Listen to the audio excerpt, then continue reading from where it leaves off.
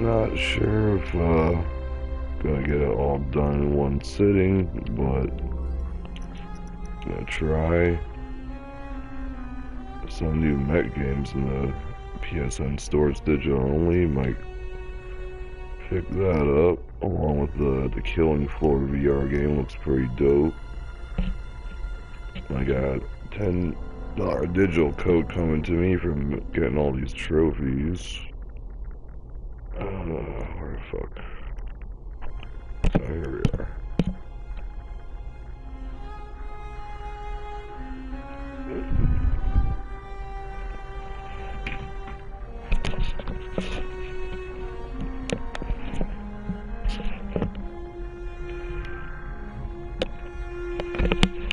Fuck you, you can tell me how to that bitch.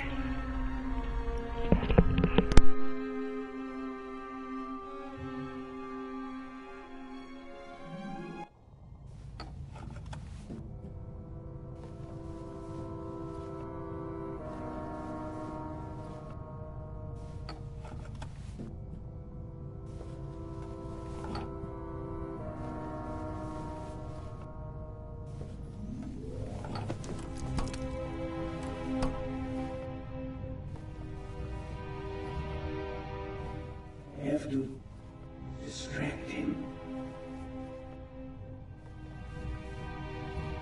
Chloroform? I had it in my bag, just in case. You were supposed to be asleep. I am not a monster, you know?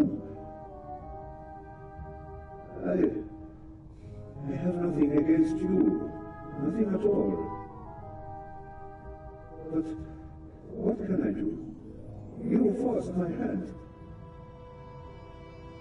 It's your fault. Yours alone.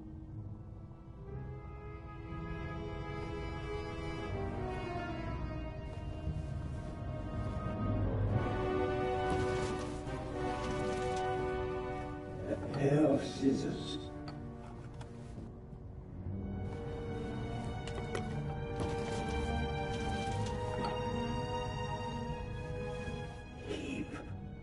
Talking.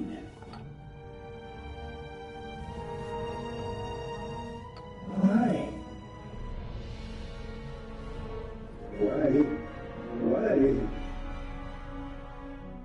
Why did the Baroness have to snoop around? Why did you have to snoop around? And that glove there. You want to plant evidence on me, yeah? I left no evidence. There is no trail. And yet you can't just leave me in peace, can you?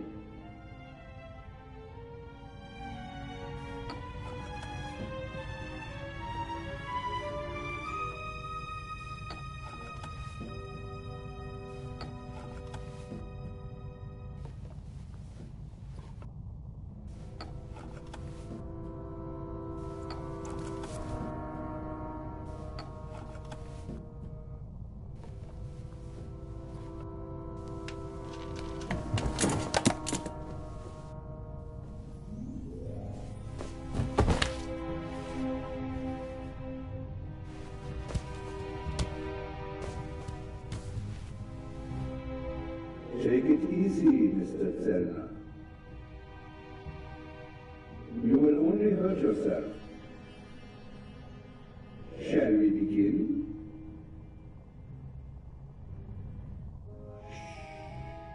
It's almost over. I will.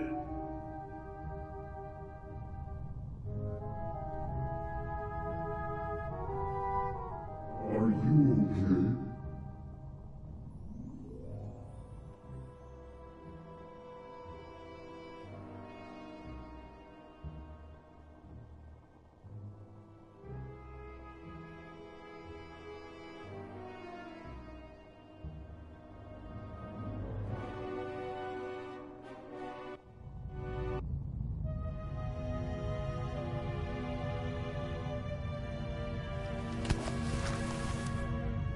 Thanks.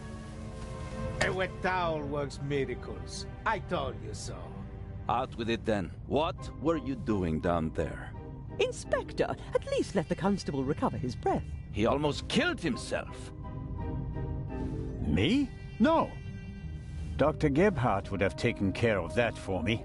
Where is he? Gebhardt? He's vanished without a trace. We're searching the ship from top to bottom. One at a time. Tell me, Zerna, what did you find out? Dr. Gebhardt killed Baroness von Trebitz. Impossible. Do you have proof? Besides the fact that he wanted to kill me? But wasn't the doctor with you when the shot was fired?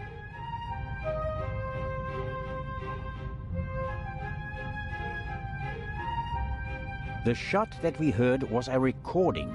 The Baroness had a tape recorder and good speakers in her cabin. Good enough to make the noise audible on the upper deck. Is that just your suspicion, or do you have proof?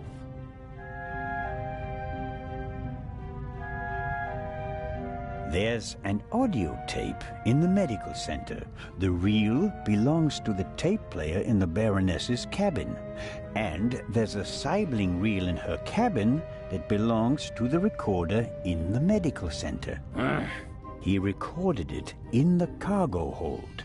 His tape recorder has a microphone, and I removed a bullet from one of the boxes down there. And it came from the murder weapon? All right. Inspector Legrand! Let's pretend you're onto something.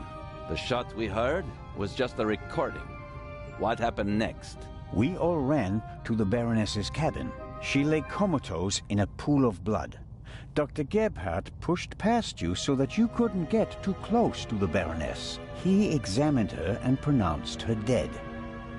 There was no reason for us to doubt him. The shot, the blood, the Baroness lying there lifelessly. But she was only unconscious, knocked out by the chloral hydrate that the doctor had poured into her glass shortly before. The doctor had a glass in his hand when you came in. He wanted to remove the evidence, but you gave me the glass instead, Captain DeConti, and unintentionally knocked me out as well. Nonsense. There was blood everywhere. And the Baroness is certainly dead enough, isn't she? Then who did shoot her? And when?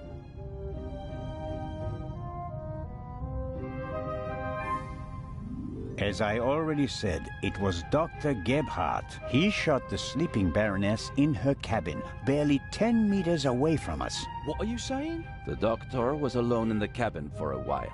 When the alarm went off, it was deafening. I couldn't even hear myself. And I found a pillow with burn marks. Could have been used to muffle a gunshot. And the blood? The blood wasn't real. Dr. Gebhardt mixed up a liquid that looked like fresh blood to the casual observer, but the liquid remained red instead of becoming darker and browner from exposure to the air. That meant he had to clean the body and get rid of the bedding. But the blood was already there when we first entered the cabin. Dr. Gebhardt was in the Baroness's cabin before the murder. He hid a surgical glove full of the red liquid under her sheet. The Baroness, dead tired, fell onto her bed. The glove burst and the blood spread across the bed. I found the burst glove in the medical center. But why did he do it? What was his motive? Inspector?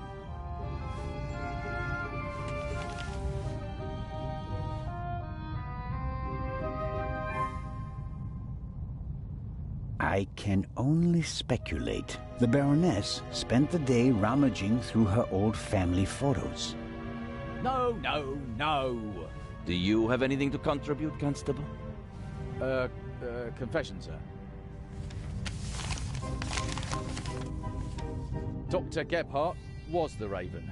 It's all here. He admits to everything. What does it say? It says, "Do you still remember, my dear Nico? The streets were wet with rain and the scent of roasted barley and fermenting yeast wafted over to us from the brewery. A dog barked until your shot struck down the innocent one. After that silence, not a single sound except for my soft steps fading on the wet cobblestone street. They made a hero of you, and I, at last, found peace. At least until the urge returned. Some of us are not made for retirement, my friend. I thought they would assign this case to you. and that thought pleased me. We'd finally find out who was truly the better man. And it pains me now to have to admit that you and your little gumshoe got the better of me. You drove me into a corner, forced me to make mistakes. I congratulate you on your triumph, but no one will confine the Raven to a cage. There is but one way out, and that is by my own hand. Farewell, Raven Hunter R.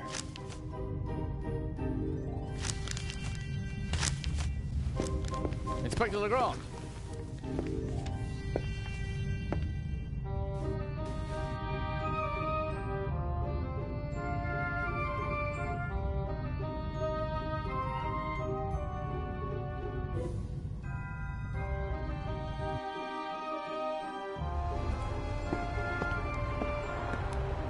Inspector? I was right.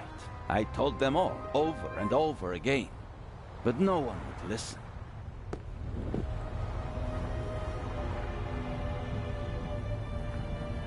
You think that Dr. Gebhardt was really the Raven? The things Gebhardt describes in his letter aren't part of any police report. Only someone who was there would know them. Couldn't there have been others involved? One of the police, for instance. What if one of them changed sides? Why is it so hard for you to accept the simple truth? There was never a new Raven. There was only ever the old one. And that was Dr. Gebhardt. The modus operandi doesn't match. The Raven was not a killer. Legends are rarely what they seem to be, Constable Zellner. Then who was the man who was killed back then? William Jackson, a petty thief, committed some burglaries together with his brother. Talented, but not world-class. And they thought he was the Raven. Some people thought it was part of his disguise. If you're a debonair master thief, what better disguise than pretending to be a common crook? From time to time you let them catch you pulling small jobs, and no one ever imagines you're capable of a major heist. But you didn't believe it. I had my doubts, but everyone congratulated me and those doubts were pushed aside. It was like being caught in a storm, but eventually the storm passed and my doubts were still there. But not this time? No doubts telling you that Gebhardt isn't our man? It must be him. What about the handwriting, the wording? Does the farewell letter match the Raven's other letters? Yes, it's his handwriting, his words. I've read all the Raven's letters, all of them, over and over again. I never thought it was possible. A resurrected Raven. The Raven was never dead. I shot the wrong man. But that man had the stolen goods, didn't he? So he must have been in league with the Raven. One could hardly call him innocent. Where do we go from here? We deliver the eye and then I'll contact Paris. A task force will compare all of Gebhardt's known residences with the Raven's activity. And if there are any inconsistencies? You're welcome to keep an eye on the safe if you can't let it go. The ship will remain in Cairo for one day. That's all the time you'll have to catch your own Raven. I already have mine.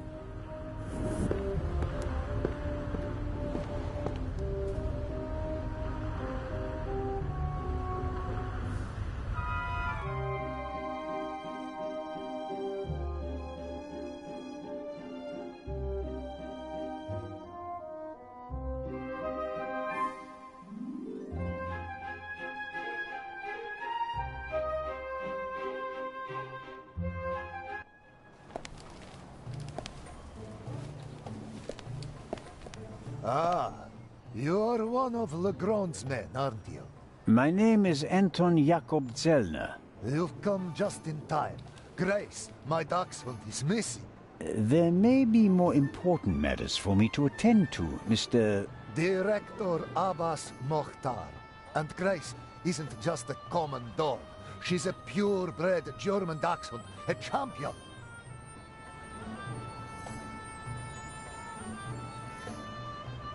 So, the exhibition will still open tonight. But of course, everything has been arranged. The final preparations are almost complete. But one of the two exhibits won't be there. A terrible loss, a tragedy. That irreplaceable Egyptian cultural treasure has been stolen for the second time. The second time? What? Did you really believe that the Eye of the Sphinx was found lying on the banks of the Thames? Inspector Legrand, Professor Lucien, and Constable Oliver are overseeing the transportation of the safe. They should be here at any moment. I'll have a look around in the meantime. Do you think that's necessary? The Raven is dead, after all. If you mean Dr. Gebhardt, his body was never recovered. Nor the stolen Eye of the Sphinx, for that matter. It does us a great honor that the Inspector is concerned about us. But we have everything under control. Legrand isn't as concerned as he should be. But I am. Is the museum closed? Yes. Only carefully selected guests may enter the museum during preparations for the gala. And of course, you're one of them, Mr. Constable.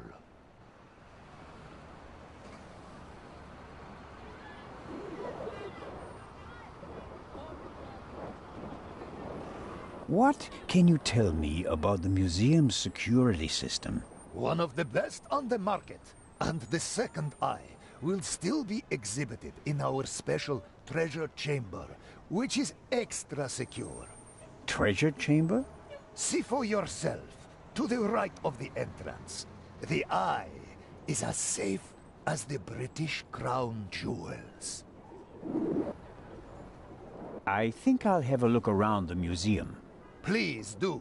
There's a lot to see. And you let me know if you see Grace, won't you? I hope we find her before the great inspector arrives. Isn't it fantastic how he solved the murder on the ship? Legrand? Of course. It's in all the newspapers. The murder of the wealthy Baroness von Trebitz, and how the great Inspector Legrand identified the murderer in just one day. It's the stuff legends are made of. You should count yourself lucky to have the chance to learn from him. What exactly do the newspapers say? Everything. It's fantastic. Someone on board must have informed the press immediately. Of course, it's a great advertising for us. The reporters will queue up tonight. And it was reported that Legrand found the murderer. Of course! Who else? Well, I wasn't exactly uninvolved. Of course. Legrand surely has assistants, but honor to he who deserves to be honored, right? Well then. Be seeing you, Constable. Grace! Here, Gracie. My sweetheart. Where are you? Oh, Mr. Inch. Mr. Inch. There you are. I am so sorry. Baroness von Trebitz was a good-hearted woman. She did so much for the museum. As you say, sir. And you? Are you leaving so soon? I'd like to go back to my hotel. These last days have been such a strain. First, you sneak into the museum without greeting me, and then you want to leave just as quickly? I didn't want to disturb you, and we'll have time enough tonight. Yes, you simply must come tonight. I wanted to present Baroness von Trebitz with a medal. Now you'll have to accept it. Of course, if you insist, sir. The Baroness paid for all this. Without her, there wouldn't have been an exhibition or a gala. She was very generous. Yes, she was. If you'll excuse me now. Constable Zellner, I want to thank you again for all you've done. You saved me, you could say. My pleasure. See you tonight.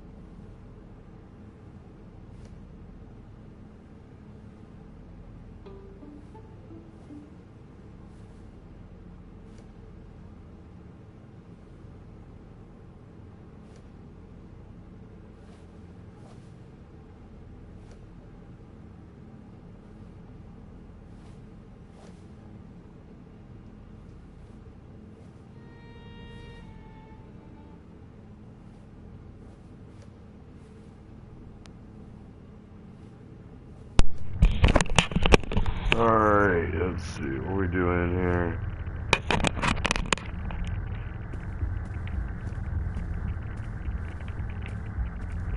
Sucks, there's like no option yet, homeboy over here running.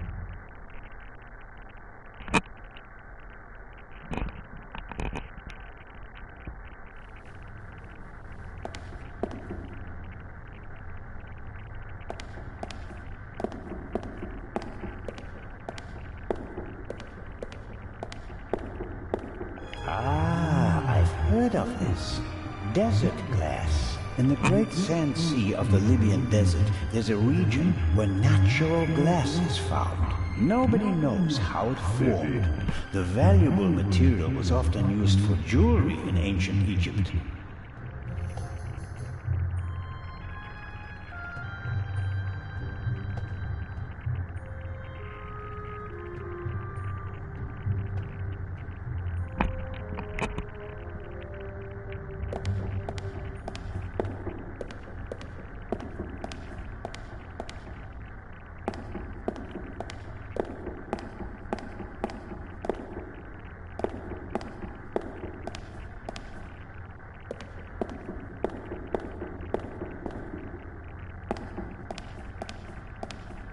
Several daggers in a row. The shapes and patterns look timeless, elegant. What does it say here? The dagger on the left is a replica of the dagger from the tomb of Tutankhamun. It must have been incredibly precious during his lifetime because it's made of iron. Thousands of years before the Ice Age, meteorites were the only source of pure iron. So a star that fell from the sky, bringing a substance that's harder than anything they'd known before, would have been a dramatic event. No wonder they used it to forge a weapon for the godlike pharaoh.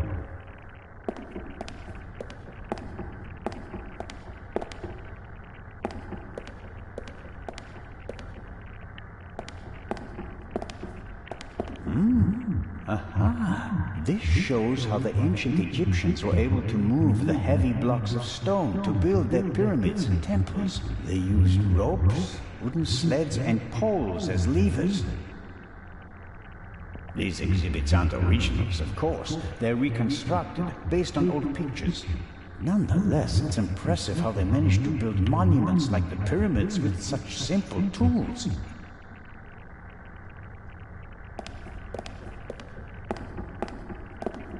Out my way, ho. Trifling ass fucking wheel. Man. Trifling.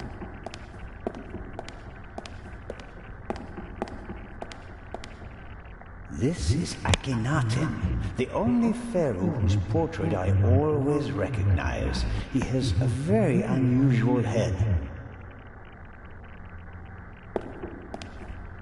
Akhenaten was the husband of Nefertiti and the father of Tutankhamun, a famous family. But he went down in history as the pharaoh who wanted to eliminate the old gods and replace them with a single god. The priests took offense, and he died of unknown causes. A figure of Imhotep who comes in peace from around 2700 BC. The first polymath known by name, godfather of medicine, architect of the first pyramids, and according to legend, the inventor of Egyptian writing. He certainly achieved more than me in his life. He was a legend. The Greeks called him a god. The Romans still honored him 3,000 years after his death. Even today, scholars offer a drop of ink to Imhotep when they begin a new project. Really impressive.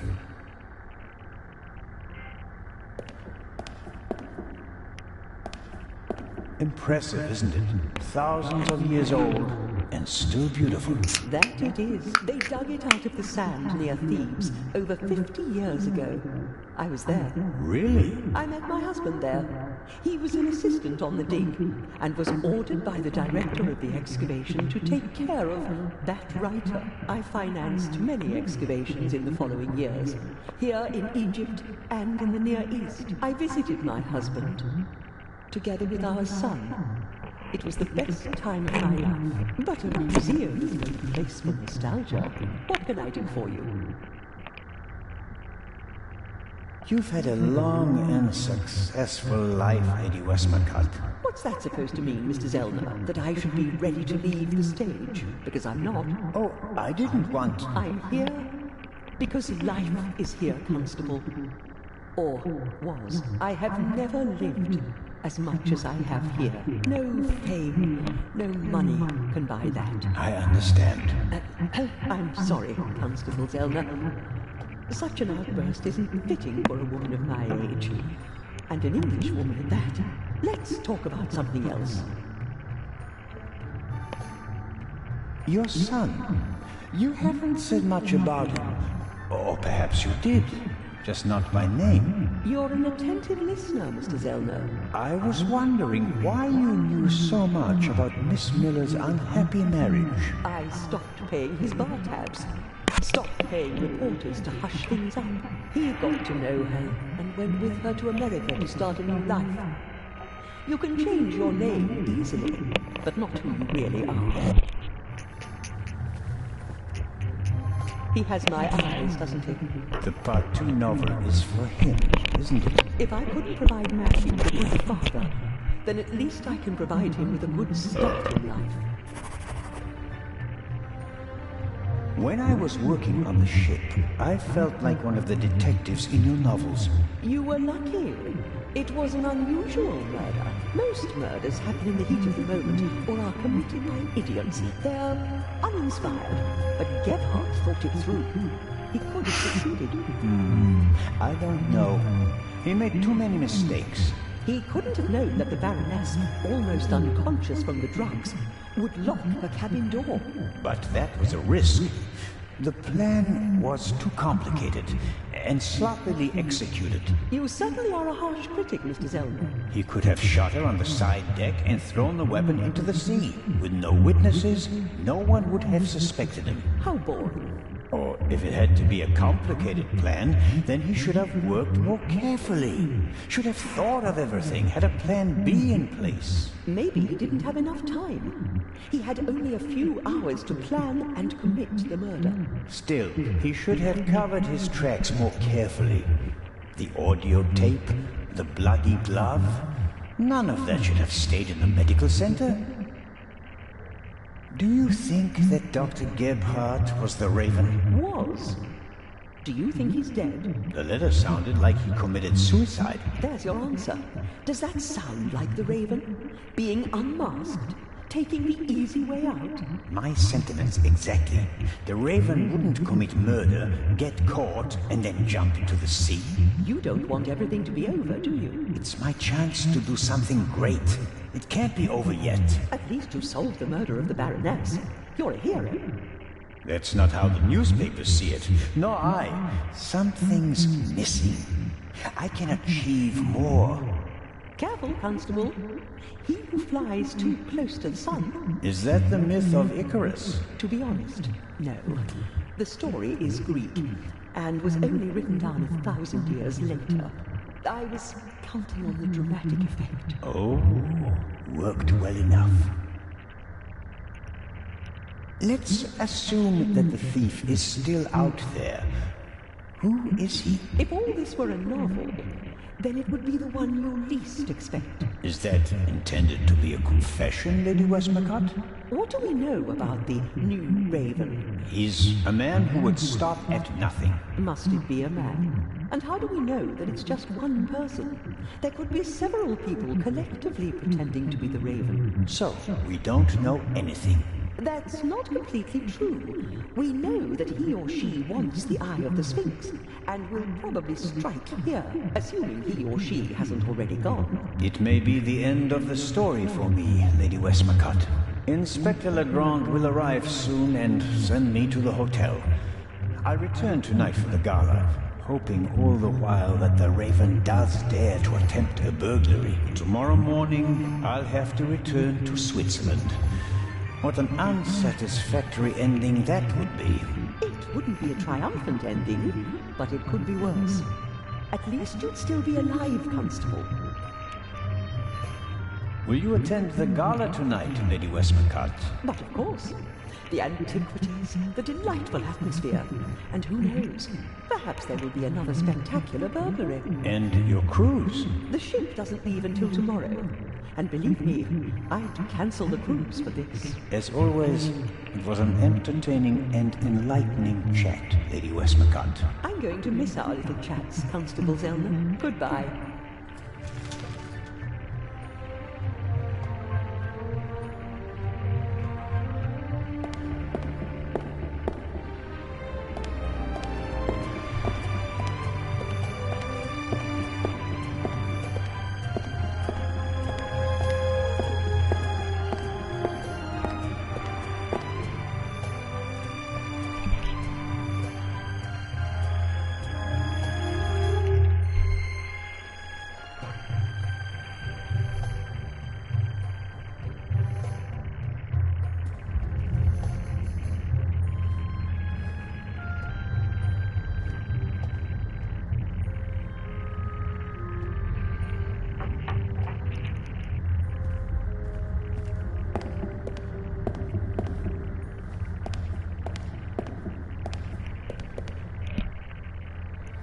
Miss Miller, I'm glad to see you here. Oh, Constable Zellner. I heard what happened to you on board. Awful. Truly awful. All's well that ends well.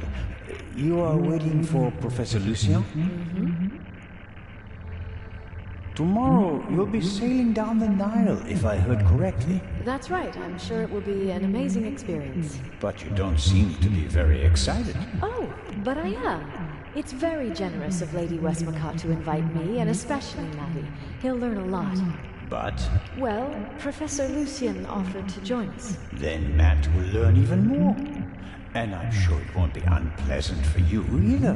No, I just don't know how Maddie would react if Edgar came with us. I understand. I could test the water to see how he'd feel about it. Would you do that? Oh, thank you, Constable Zellner.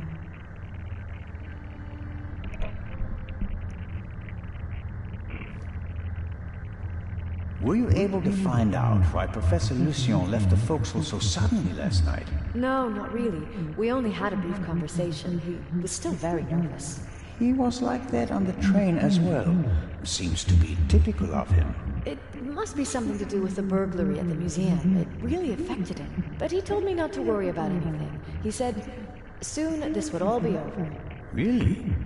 How did he mean that? Oh, I didn't ask him, Constable. Are there other passengers from the ship here? Oh, yes, we arrived as a group. David Kreutzer, the violinist, was with us. So were Miss Myers and Mr. Inch. He seems to have gotten over the death of the Baroness pretty quickly. He seems positively relaxed. I've met him. He looks on the bright side of life, so to speak. Where is Mr. Kreutzer? He's over in the treasure chamber. Maddie is downstairs in the main hall. I'm afraid I'll hear the sound of something priceless shattering any second. Matt will be careful, Miss Miller. I'll continue my tour of the museum. Oh, yes, there's so much to see.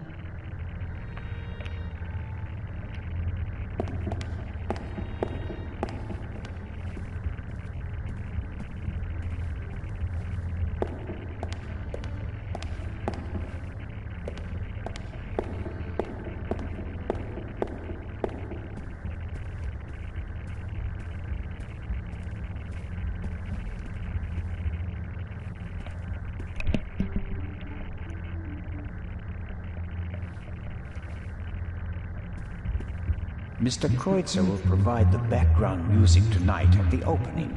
Does he have anything else on his agenda? How are the acoustics, Mr. Kreutzer? Average.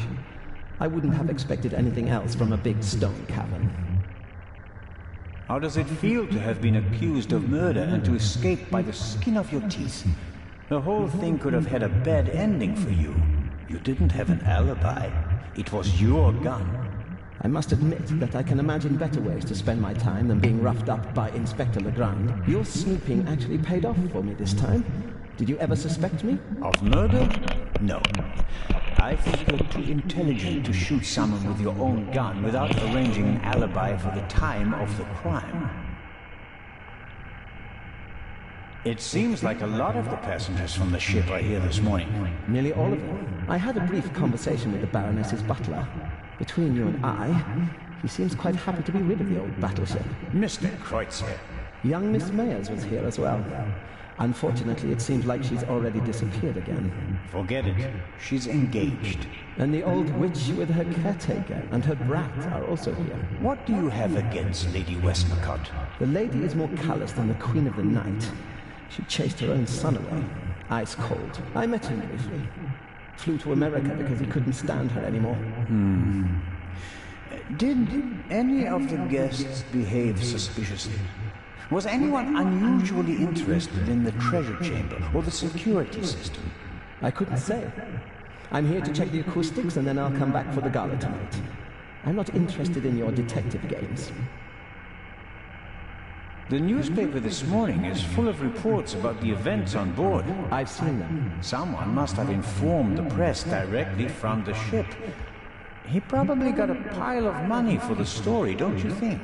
And again, they want to ruin my reputation. But no, Constable, it wasn't me. I didn't even consider it. And whoever did it was a bungler. Why? The story is in all the papers. You get more money if you sell the dirt to just one paper, as an exclusive. Who do you think it was? The young guy? The stowaway? The captain didn't press charges and let him go this morning. But up until then, he was in the cell the whole time. Perhaps Miss Mayers. Maybe she wants to become an actress and needs a bit of publicity. Whoever it was, they wanted to make sure that the story spread, and they weren't after money. So, what were they after? Well, I'm looking forward to the concert. It will be an unforgettable night.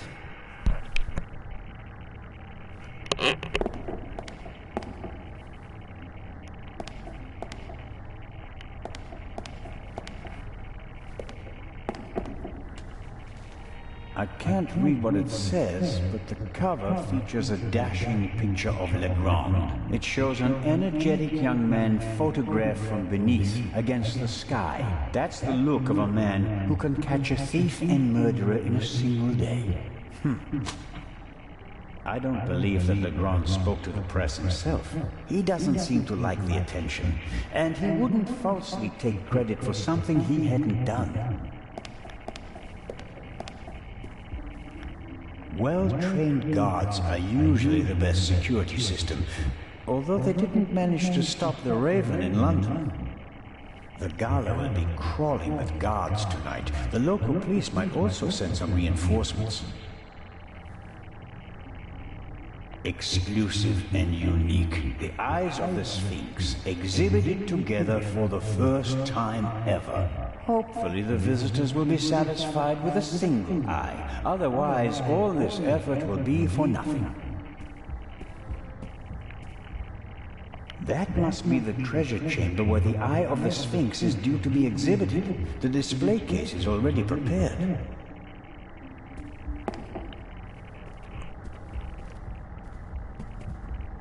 No, sir. I'm from the Swiss police. I want to check the security arrangements. No one may enter the treasure chamber before the delivery has arrived.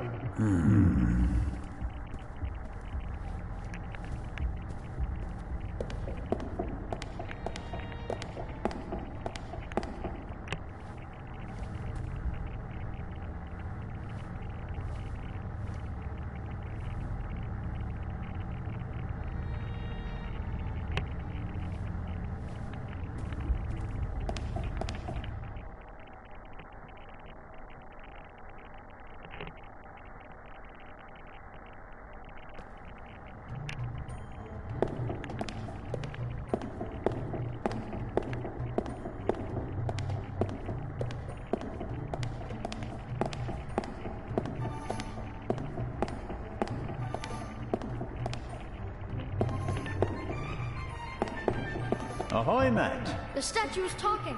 The statue was talking? Yes. And what did it say? It said it was...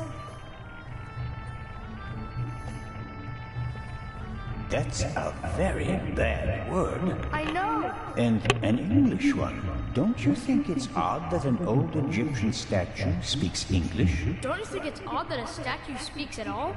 That would have been my next question. And, is the statue talking to you right now? Do you think I'm nuts? No, of course not. I just thought you might have much better ears than me. Ears that can hear statues. Some cop you are, Mr. Zellner. This is a mystery, and you're just making jokes. You're right. It's just... Don't you believe me?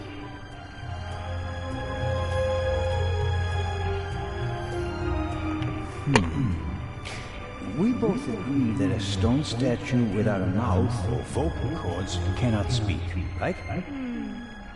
Yeah, I'd agree with that. Okay, that means you heard something else, and we have to find out what or who it was. Roger. I'm almost a bit envious of you. Going up the Nile on a ship, it must be great. Yeah, I guess. You don't sound so keen. I think my mom wants the professor to come too. And you don't? You can't tell me. What if Mom marries the professor and doesn't work with the lady anymore? We'd have to move to London, and I'd have to go to a new school.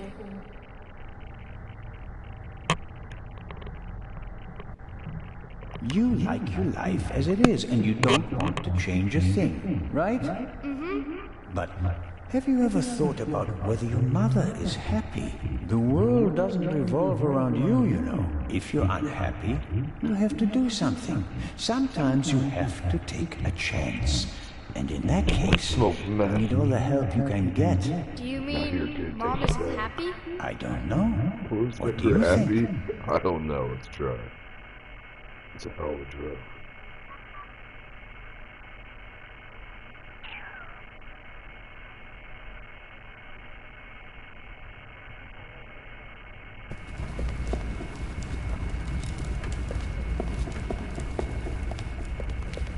This will all be over soon. Then I'll finally have time for you. We wanted to head back to the hotel. Certainly. And tonight at the gala, I'll show you around the museum, okay? And have you made up your mind about the cruise? Well, I don't really know.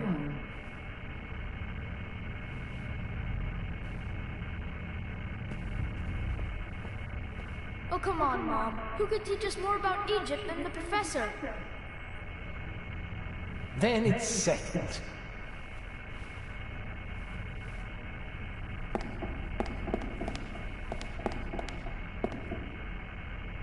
I didn't expect you to say that. Well, Mom, sometimes you have to take a chance.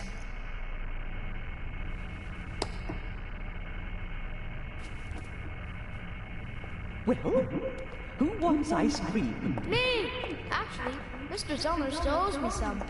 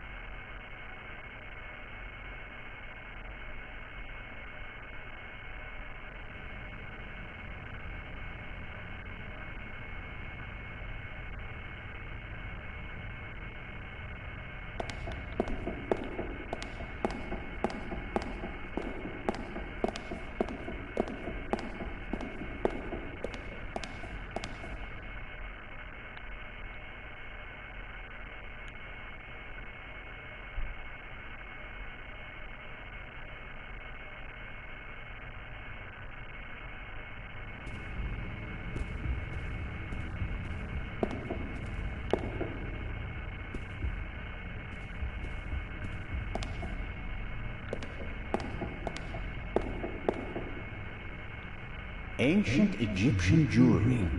I like that golden signet ring with a scarab made of jasper.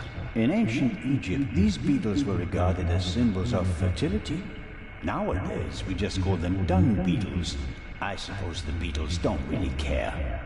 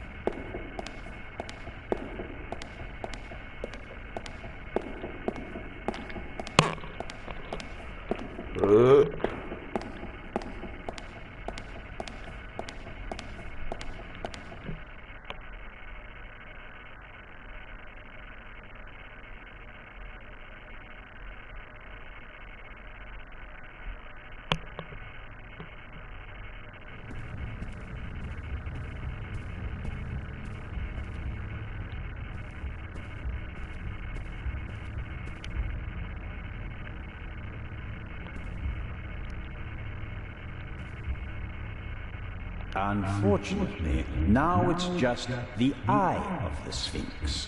But it's a bit too late to change the banner.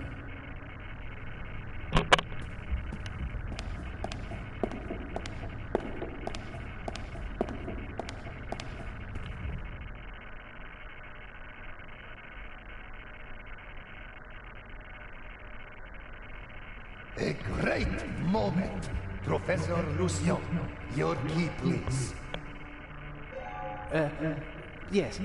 Well... Come on, Professor. But you have to realize that... Thank you. Finally! But... Professor? I wanted to give you this.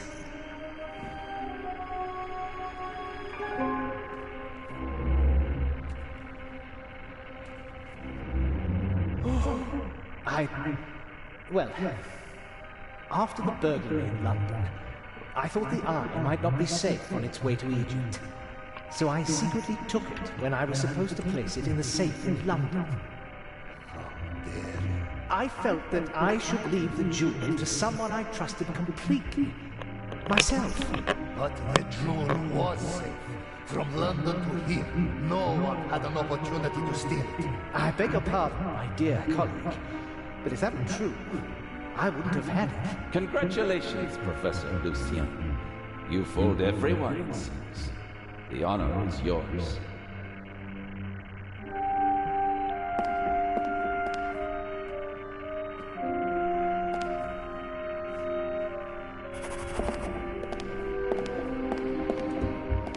Well, that's that. Shall I explain the security system to you, Inspector? The French ambassador summoned me. I have to get in touch with him. The press is besieging the embassy, and I have to answer their questions. But you absolutely must come tonight. The opening of the exhibition will be the highlight of the year, and you are my special guest. I will see what I can do. Zellner, will you have a look at the security precautions? We'll see each other tonight. Of course, but... Wait, Inspector. I'll join you. Well, here we are. The Inspector will answer the reporter's questions for the next few hours. And well... I won't take up too much of your time. I'll take a look around and then go lie down so that I'm ready for tonight. How is the display case protected? It's made of bulletproof glass that's several centimeters thick. You'd need heavy machinery to open it. But even the smallest disturbance of the display case will set off the alarm. Doesn't look half bad.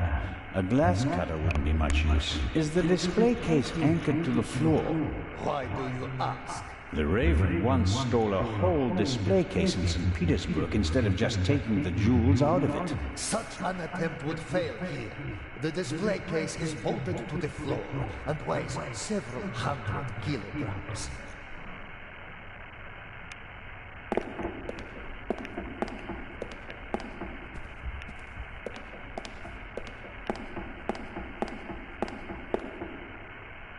What's that? A camera? The latest model. It's called video surveillance. I've heard about that. The images are recorded and can be viewed again later. That's right. Images from all 3 cameras are recorded in the guard room. Wow. As I've said, we've spared no effort and no expense.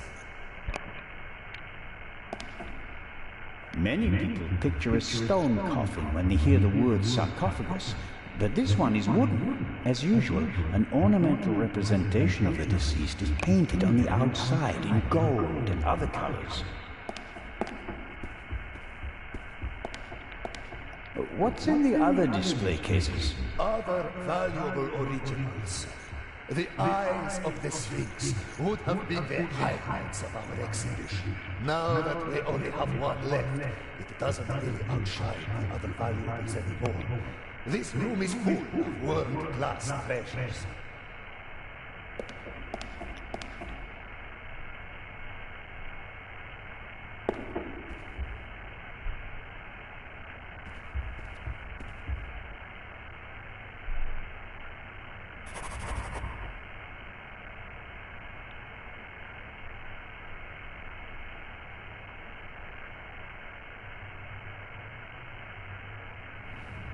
This here, the gate, how does it work?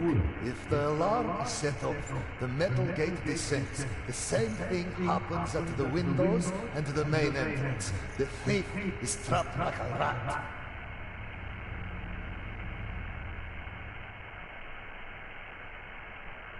As are we.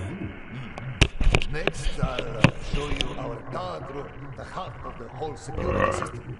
And after that, I'll have to excuse myself.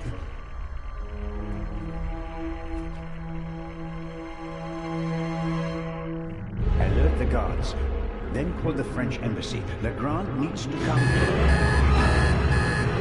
We're being locked out.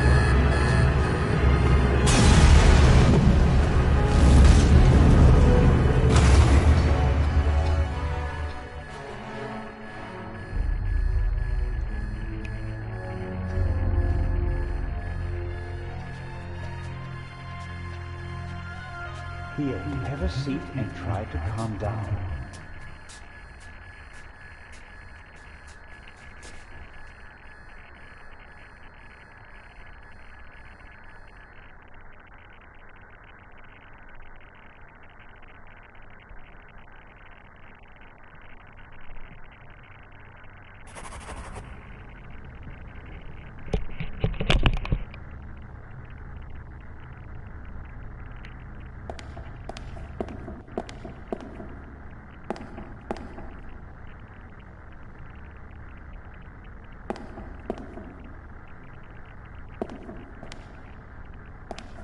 Director Mokhtar? Director, how can I open the metal gate? He shouldn't have done that. Director. All the artifacts in the treasure chamber. He destroyed them. And I will bring him to justice. But first, I have to get inside.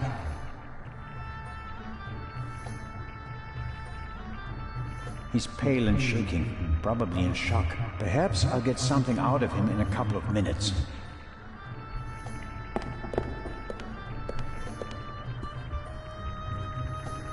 That bloody bomber. I mean, the chamber was filled with irreplaceable treasures.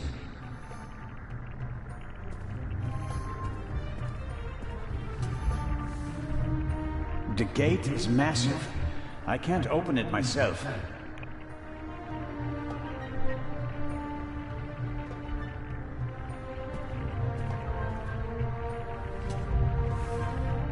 The gate is massive. I can't...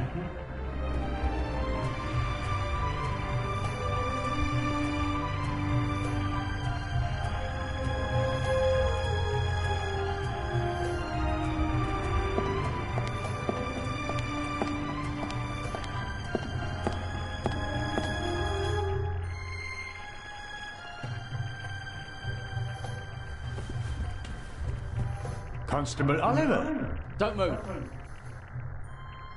What did you do? I didn't do anything. But I'll tell you what I'm gonna do. I'm gonna arrest you. Put the pistol away. Oh, you'd like that, wouldn't you? Robert, be sensible. Shut it! Is he dead? Just unconscious. Perhaps he can tell us who knocked him out. Excellent. Don't act all innocent. It was you. I was in the treasure chamber with the director. You, on the other hand, had every opportunity to take the guard out. I found him unconscious. I wanted to open the gates. And make it easier for the Raven to escape? That does it. On the floor. Hands behind your head.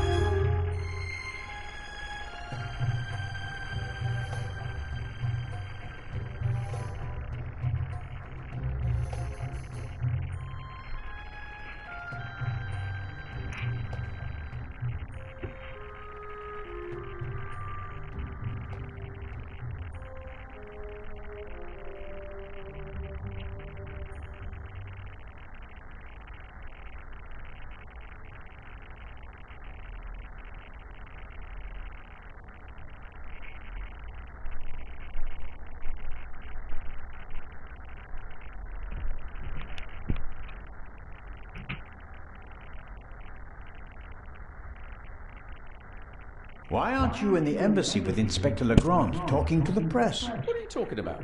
Legrand refused to do it. What? He told the ambassador that he'd rather walk through the desert for 40 years than give interviews for 40 minutes. We have to open the treasure chamber's gate. I suspect there's a secret entrance. No. We should open the main entrance and call for help. Robert, think. The Raven is inside the museum, and so are we. We could catch him, but we have to give chase immediately. The two of us can finish it here and now. You just want to confuse me. Robert, I don't think you knocked this man out, but neither did I. I was with the director the entire time. Ask him. That doesn't mean you aren't involved somehow. You could be working with the Raven. So could you. We can suspect each other, open the exits, and offer the Raven every possible escape route. Or we can bring him to justice right here, right now. Oh, okay. But just get this straight. I don't trust you. I'll keep an eye on you, and if you try to get away... Understood. I'll try to open the gate to the treasure chamber now. I'd appreciate it if you'd refrain from accidentally shooting me. No tricks, Zelna. And if we don't find anything in the treasure chamber, we'll open the gate at the main entrance and call Inspector Legrand. Of course.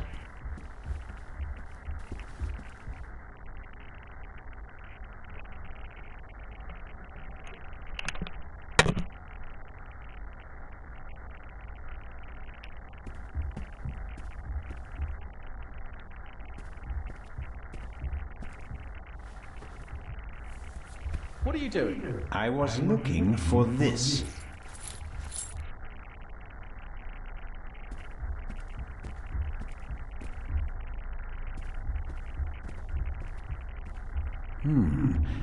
Maybe someone stirred something into the coffee and poisoned him with it, but the bump on the back of his head would indicate otherwise.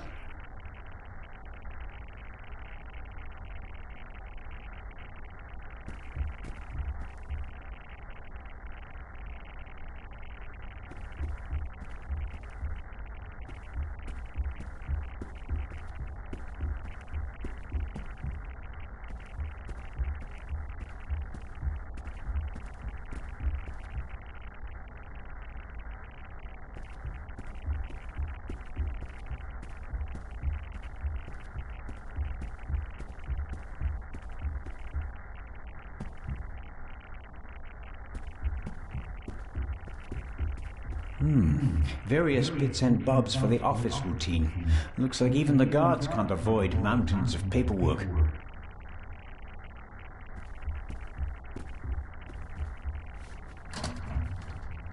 Locked.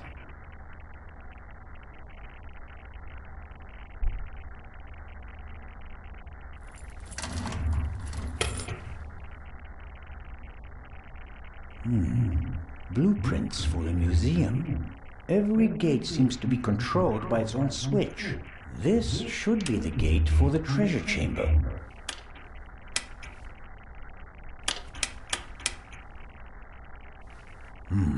That's it.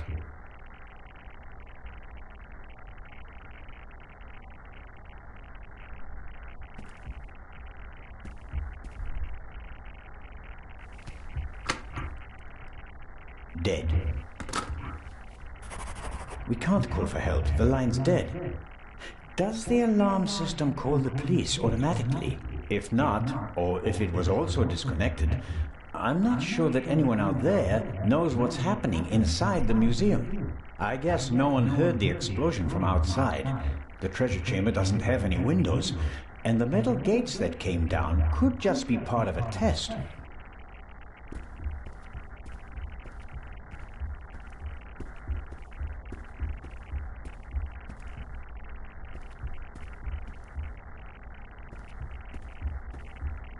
A monitor, probably for viewing the security cameras. There are 5 buttons down here, 3 of them labeled. Camera 1, Camera 2, Camera 3. This should be the one in the treasure chamber. As I expected, it didn't survive the explosion.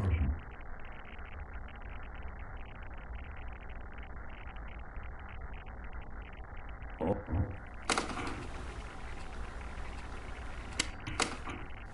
Fantastic. That's me, with the director. Now it's getting exciting. What on earth? You damaged it. No, I didn't.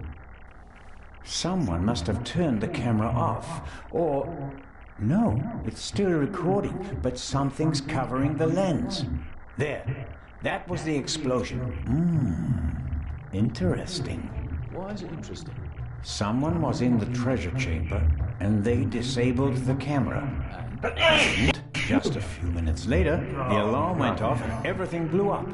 The burglar hardly had time to prepare a targeted explosion, right? One more reason to go and see what happened in the treasure chamber.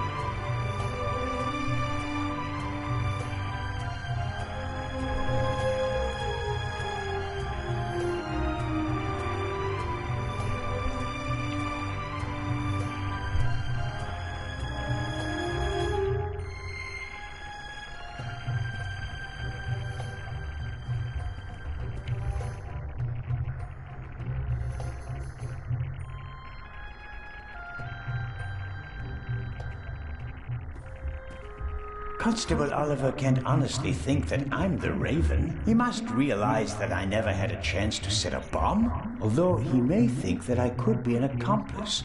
As could he.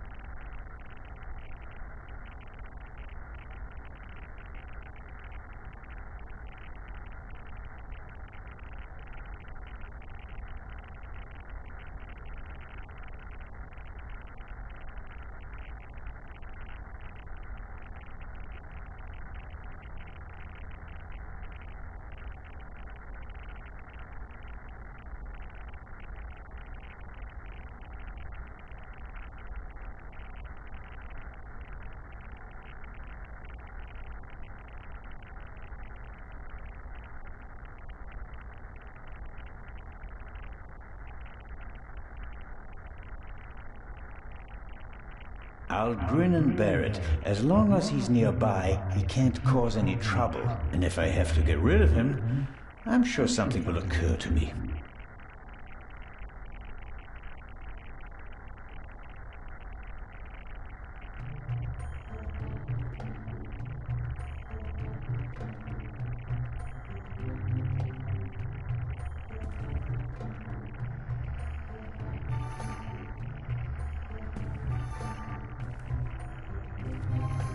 Where do you think you're going? I'm searching for a way into the treasure chamber, which is exactly what you should be doing.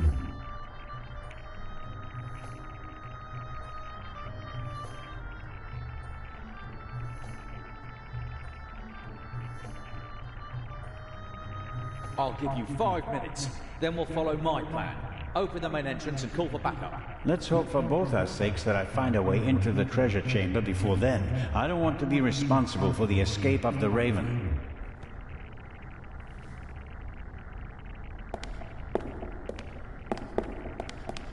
Do you have any idea how we can open the gate? We've got to open the main gate and call for backup. No. You gave me 5 minutes and my time isn't up yet.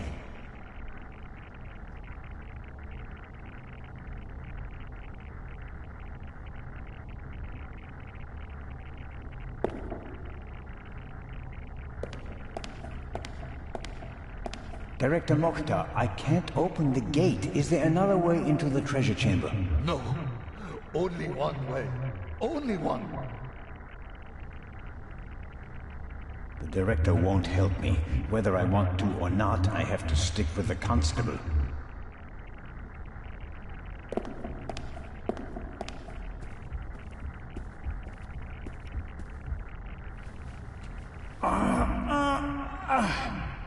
If you would be so kind.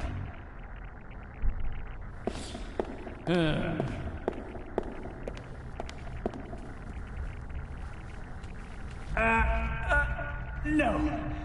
That won't work. I could have told you that.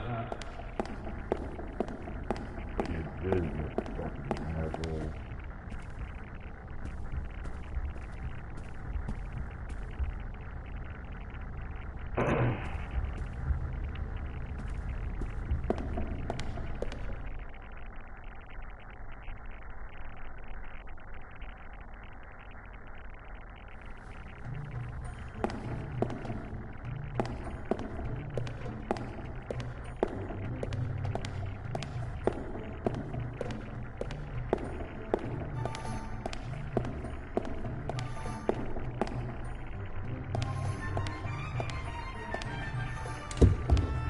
Locked.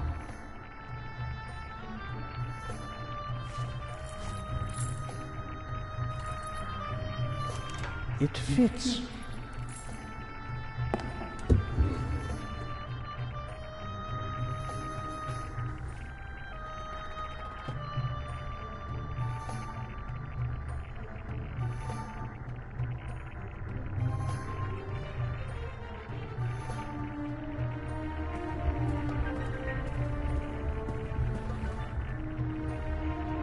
Constable?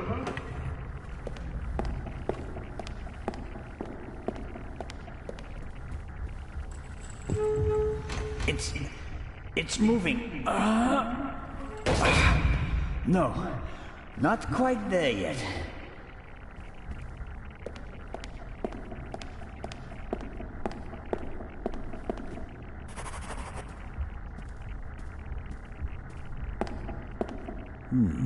The lances look sturdy, but they also seem to be firmly connected to the figures. Maybe I can break them off. On the other hand, there's been enough destruction today.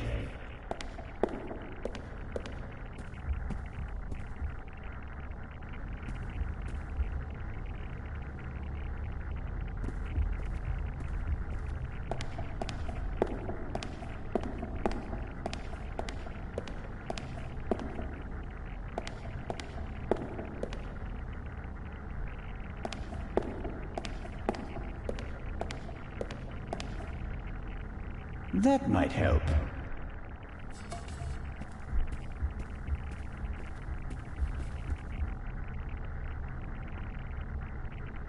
All right.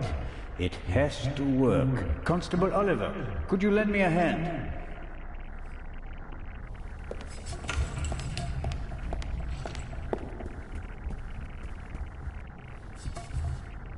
On 3. 1, 2, 3! Director Mokhtar, hurry! Put something under the gate! Huh? Director!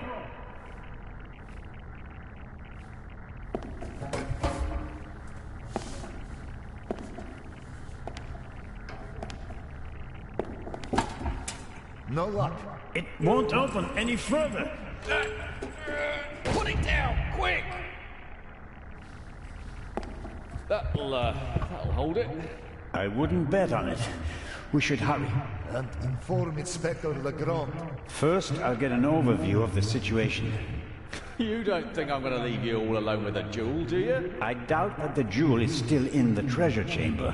But how? I'll be watching you. Then you'll have to come with me. If you haven't heard anything from me in 5 minutes, me, not Constable Zellner, then open the entrance and call for help. Understood? Okay.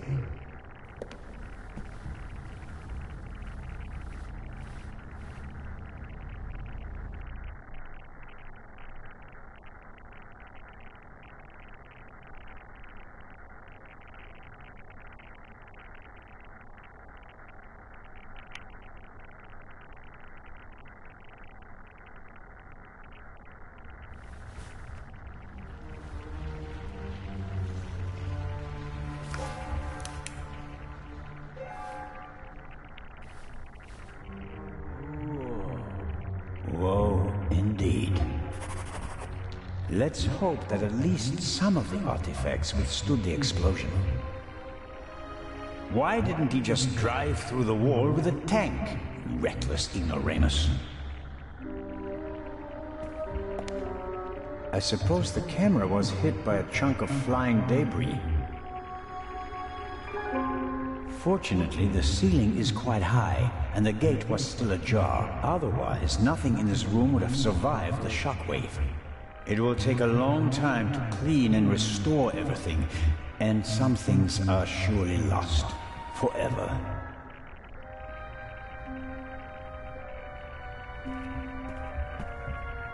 What do you think about this? That's a right mess. You can say that again. Would you give me your flashlight? You can't seriously expect me to say yes? No, not really. So at least give me a bit of light. This explosion was much more intense than the one in London, wasn't it? You can say that again. Imagine what would have happened if the bomb had gone off tonight. He didn't risk it.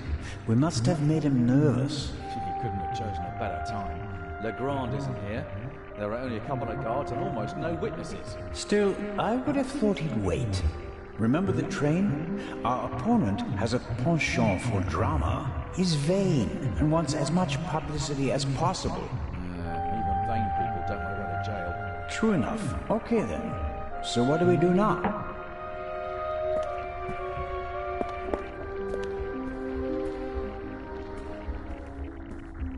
This is it.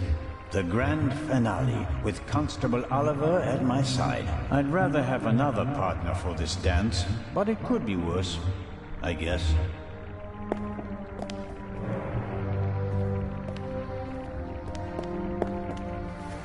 I think it's a normal rope with a velvet covering.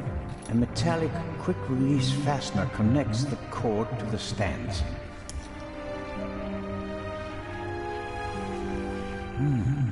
You don't want to go down there, do you? That's how the eye left the treasure chamber. Oh, no.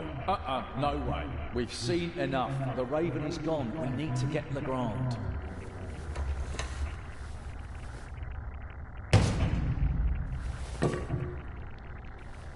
Great. You happy now? You could say that. Will you give me some light?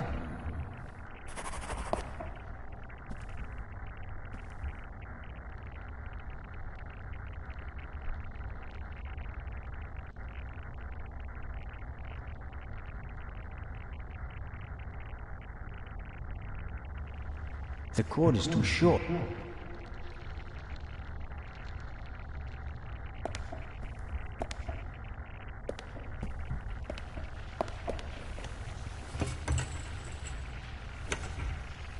Give me some light.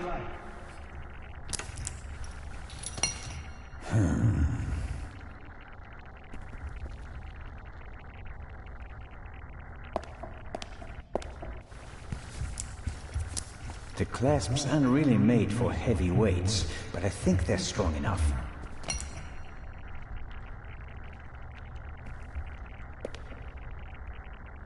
Not the best rope in the world, but it will have to do.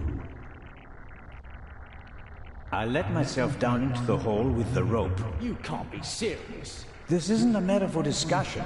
I'm going down there. You can join me or stay here. But you don't know what or who is down there. That's why I want to go down there. Besides, maybe I'll find an escape route for us. All right then. Should I hold the rope?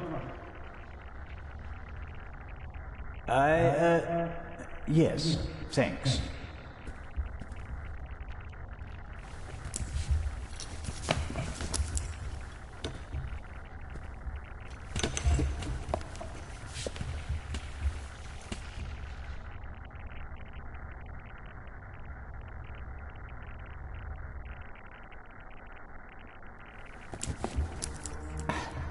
I'm down.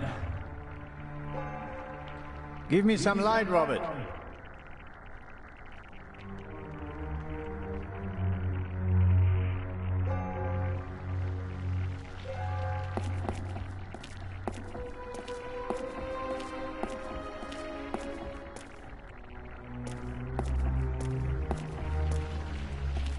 I'm going to examine the display case now. As I expected. Empty? Yes. The display case didn't survive the fall. The thief just had to pluck the jewel out. Actually, I thought the display case would survive the fall more or less unscathed. And 3 of the 4 windows did survive.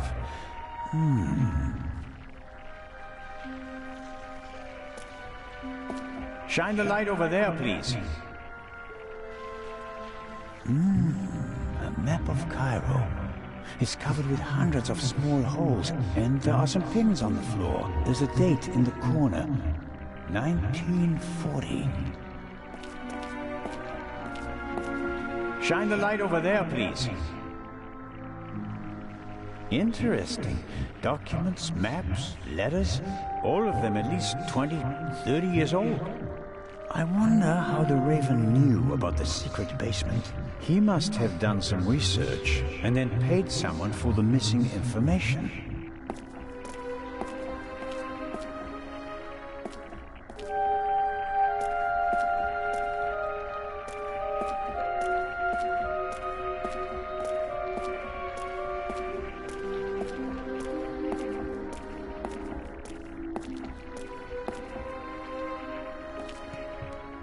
There are cracks in the wall and scarf marks on the floor.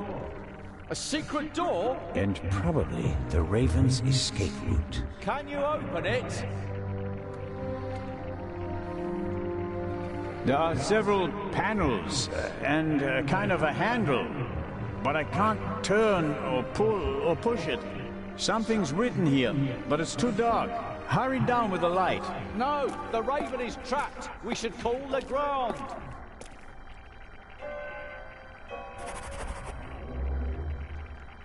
Do you think this door leads to a dead end? With every minute we hesitate, the Raven's trail is getting colder. But we should take it one step at a time. We're alone, and the Raven is dangerous. What would Nicholas Legrand do in this situation?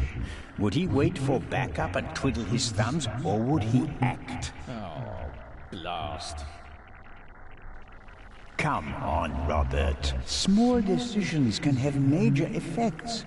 You hand me the light, and we could both be heroes. Or dead. Robert, I'll be careful. Okay, here's what we do. I'll hand you the lamp, and you open the door. Then we guard the door and wait for backup. I couldn't have put it better myself. Right.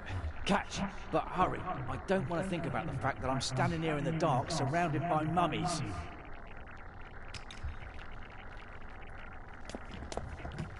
That's better.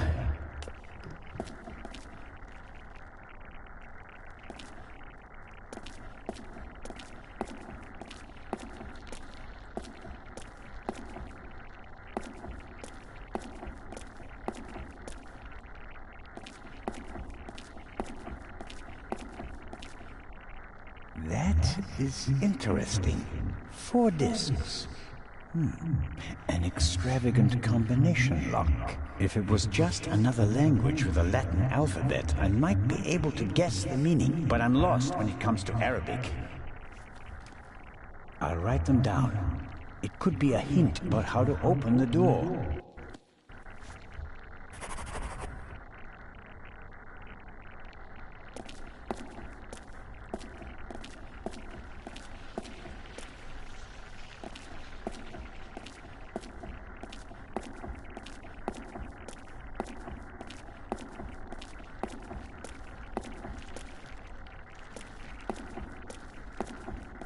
What's that? Hey, don't go too far away. Come down and stop me. Interesting.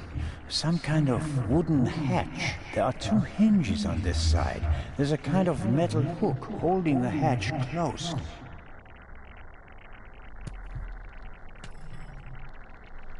I'm the talking statue. I really like to teach bad words to the little boys. At least that riddle is solved now. Peepholes. And I suspect... yes.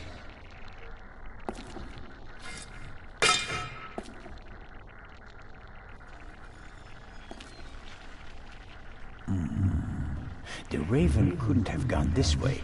We'd have seen him and he couldn't have closed the bolt from outside. I'm positive he escaped through the other secret door. Why is it suddenly so bright down there? I found the light switch.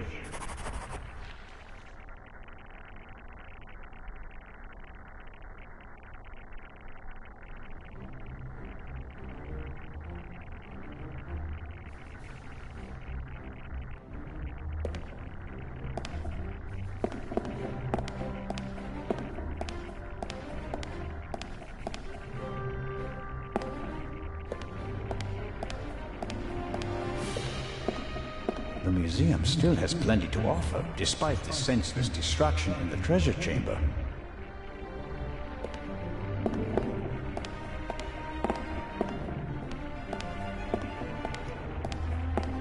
Various containers. Maybe they contained funerary objects.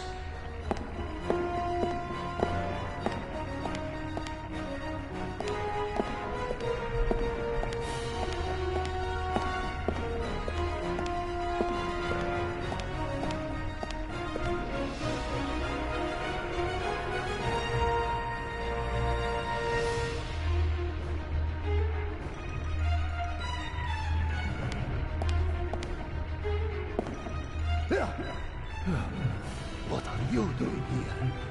You are just... I found another exit. The eye? Gone. The Raven blasted a hole in the floor of the treasure chamber. There's a hidden basement beneath it. And the other treasures? It doesn't look good. Oh, no. Director Mokhtar? Isn't it about time to open the gates? I don't believe that the police have arrived yet. We can't risk giving the Raven a means of escape. That monster is surely long gone by now. Perhaps not. I have a lead. Do your best. As soon as the police have surrounded the building, I'll open the gates. Very well, Director.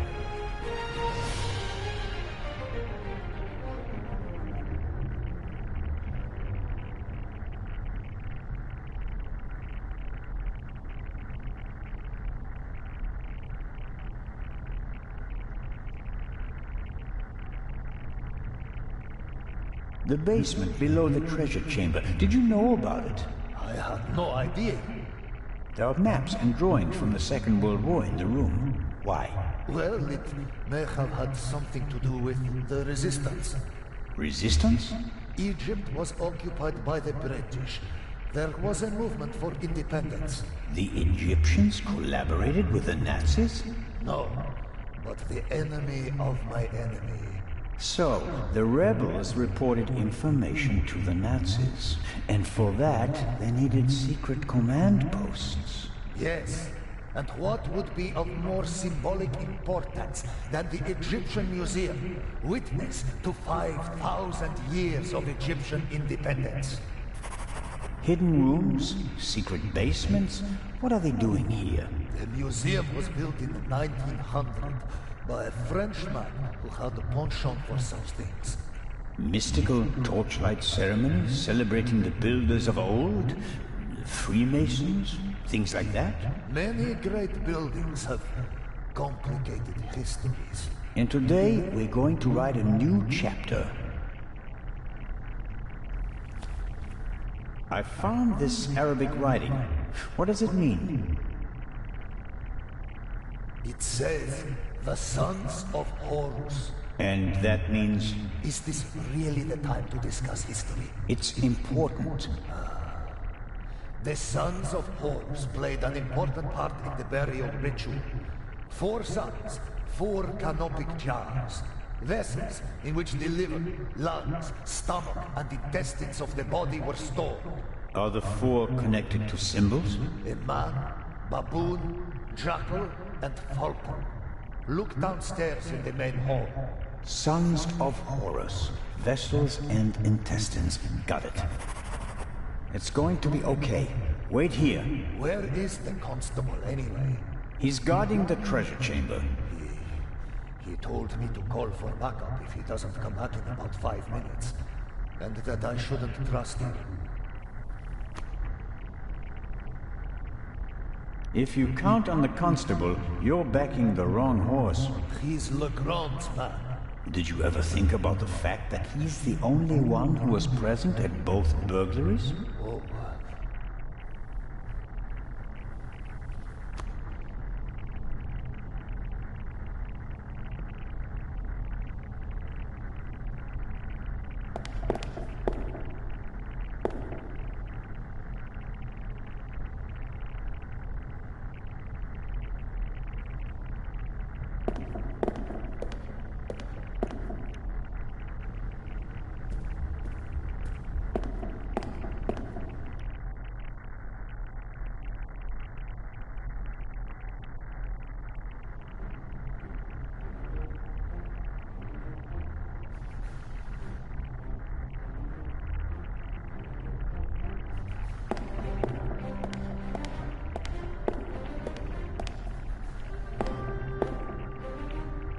Sarcophagus from the Old Kingdom.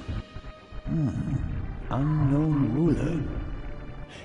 Here we go. On the front, you can see the tutelary deities Amset and Happy. At a later date, it became traditional to show all 4 sons of Horus on all 4 sides of the sarcophagus. Each son signified a cardinal direction. Happy, the north, Amset, the south, Quebec-Senuef, the west, and Duamutef, the east.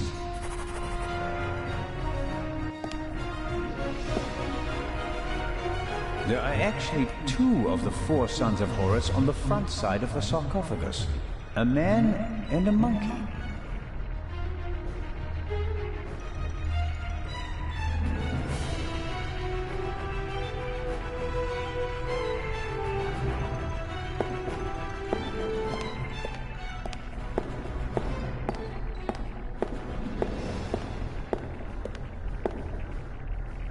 The 4 sons of Horus, Amset, Hapi, Duamutef, and Quebec-Senuef, are children of the god Horus the Elder and the goddess Isis. They are believed to protect canopic jars, which contain the internal organs of people who were mummified in ancient Egypt. As stellar gods, they are associated with the 4 cardinal directions. For that reason, their names were written on the 4 corners of the coffins during the Middle Kingdom period. Each son of Horus is associated with a cardinal direction. From the sign beside the sarcophagus, I know that Happy is the north, Amset is the south, Quebec-Senuef is the west, and Duamutef is the east. Must be the canopic jars the director was talking about. 1 jar for each of the 4 sons of Horus.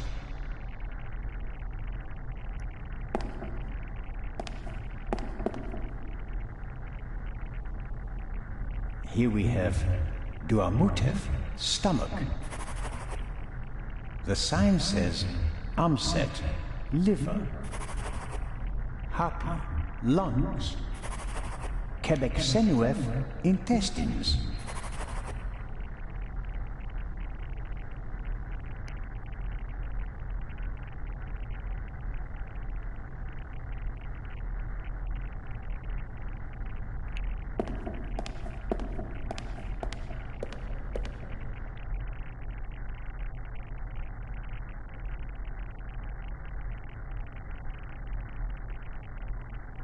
Zelna, is that you? It is I, the Raven. Did you find an exit? No, I'm still looking. The basement is quite large. Okay, don't go too far away.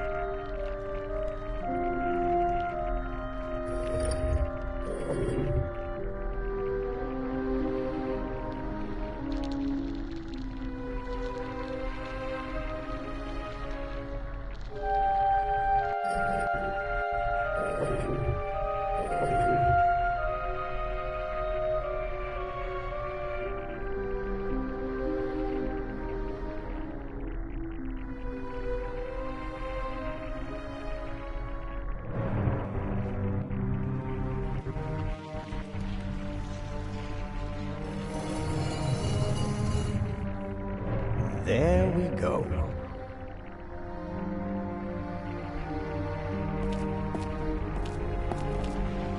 He's up there, Robert. I know that. That may be. Go into the guard room and open the gates. Tell the director. Zelna, don't do it. It's too dangerous. You can't stop me. Not anymore.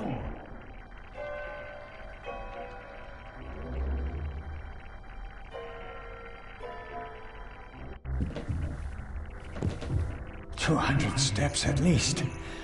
And a ladder. I'm too old for this."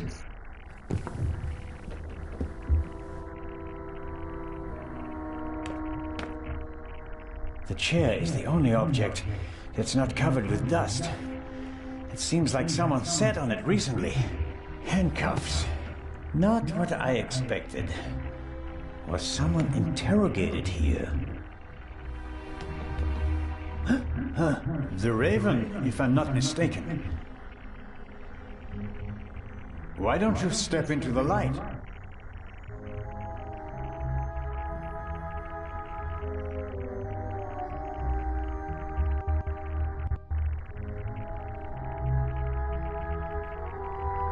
Mr. Inch. Amazing. Truly amazing. I thought young Legrand would be my most dangerous opponent, but it seems I should have had more respect for age. And the bomb on the train? Did you want to kill us all? I knew that Legrand would be hot on my heels after the heist in London. He's a dangerous man, Mr. Zellner. He almost caught me once. Is that a reason to resort to murder? It wasn't my only reason. An eye for an eye, Constable Zellner. What about the murder of the Baroness? Was that also your doing? The death of the Baroness was never part of the plan. Dr. Gebhardt had a score to settle with her and got in my way.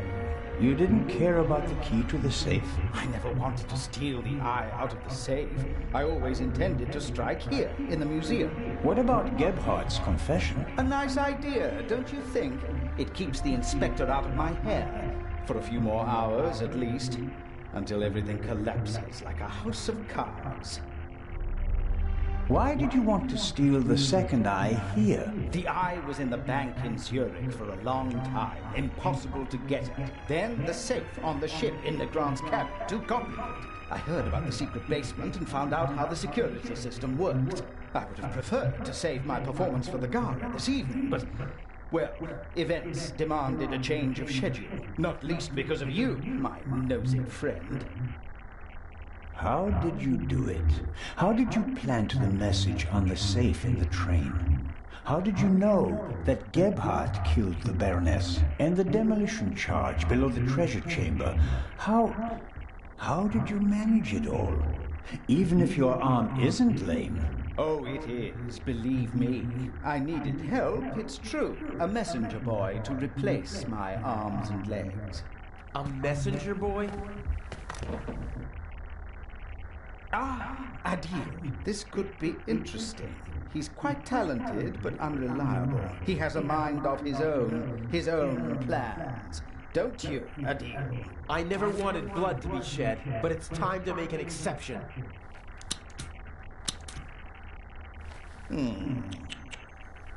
He only forgot one thing. I keep things firmly in hand. Always. End of story.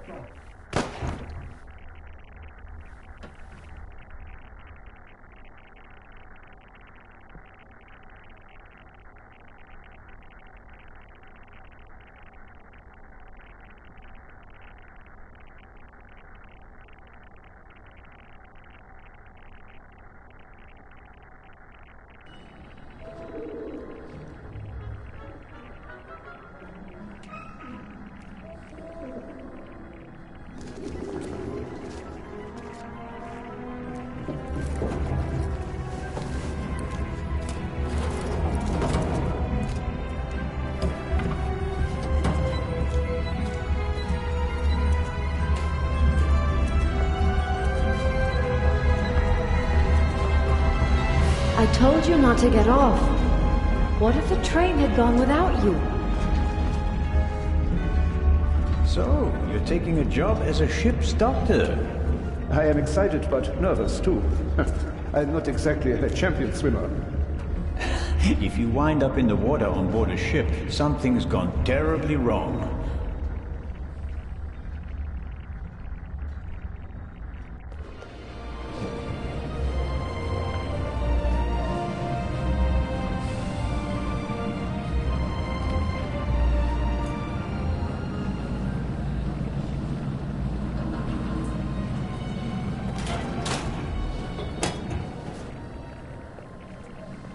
What was all that in the museum? That didn't quite go according to plan, did it? And I hate it when things don't go according to plan. You nearly killed them. You let them catch you.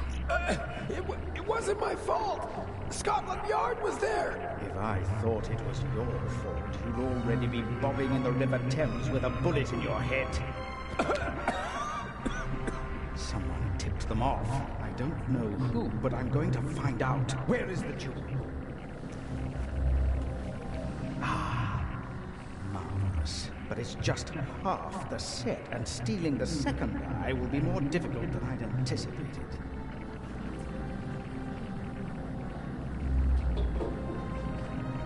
Why are we meeting here and not in Venice like we planned? London drew more attention than planned. They put Legrand on the case. Nicholas Legrand? He's searching the train. Shouldn't we postpone the plan under these circumstances? On the contrary, I gave him an anonymous tip. A tip? I told him that the train will be robbed. You don't seriously suggest that we steal the jewel right under Legrand's nose? Of course, because I'm an idiot. Our our best bet is still Cairo. Everything is prepared. Mr. X will provide us with everything we need. As planned, I'll go to Venice together with the Baroness and board the ship there. You do the same, but as surreptitiously as possible. All right. And under no circumstances can anyone be permitted to discover our relationship. Understood? And the rest of the plan is as before? We just have to get on board the ship. Then I'll get in the car and we'll meet in Venice. No, Legrand necessitates a change of plan. You'll go by train as well, and place this envelope on the safe as soon as the train halts in the tunnel. I'll cause a blackout so that you can sneak past the guard. You won't believe who's guarding the safe. That blasted Bobby from London. If you have any trouble, cave his skull in. And Legrand? You take care of the letter. I'll take care of everything else. The most important thing is that no one recognizes you on the train. And that I don't get caught.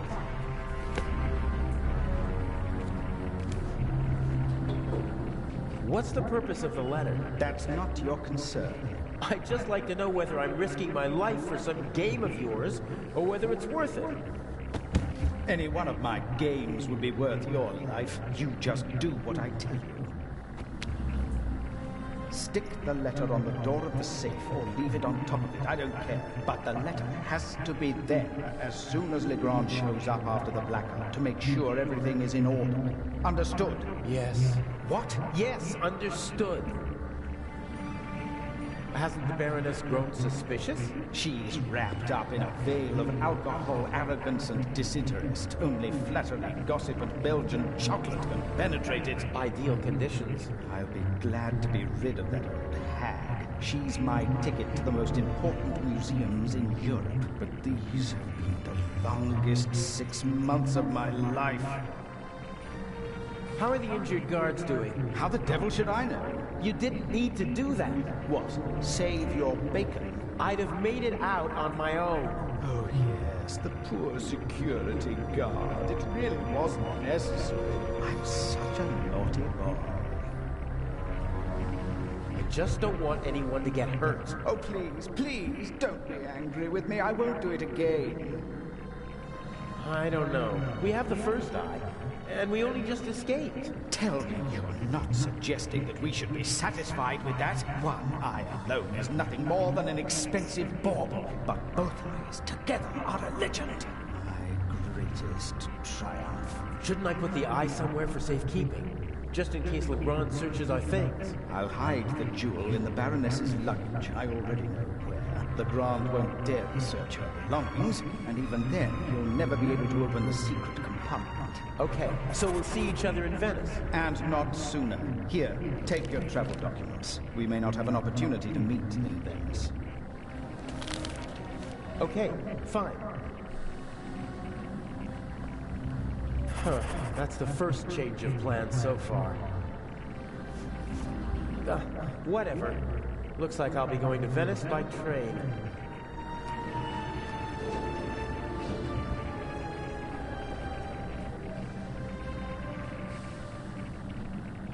Inch loves the spotlight and has a flair for the dramatic. Why else would he call himself the Raven? I don't like having to risk my own neck as part of his drama. What's the point of leaving messages for his opponent?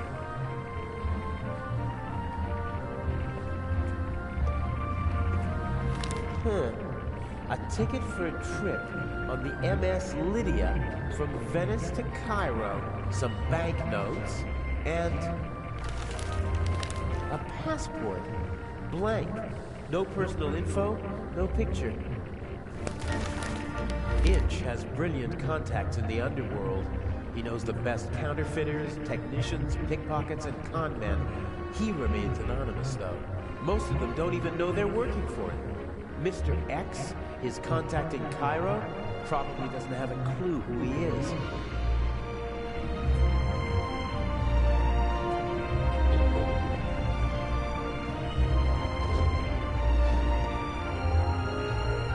The crate must have had bananas or something in it. It's empty now. It's built out of thin wooden boards. Probably didn't have to bear much weight.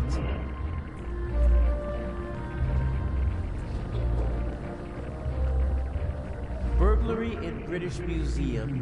1 casualty. 5,000 pounds damage. Culprit unknown. Return of the Raven? I'd have escaped anyway. But Inch just couldn't resist playing with dynamite. I hope the security guard recovers soon. There probably isn't a single newspaper between Moscow and Madrid that's not reporting on the burglary. I'm famous. Unfortunately, not for the sort of elegantly executed theft I'd like to be known for.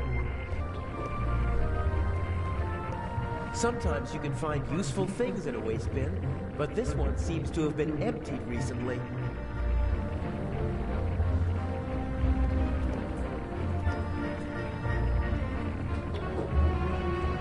A leather bag like the ones used by country doctors for carrying their equipment. If I swiped the bag, it'd cause confusion while people look for it, and I might be able to sneak onto the train. The only problem is, I can't take the bag with me. They won't let me ride along in the freight car, not even if I ask nicely.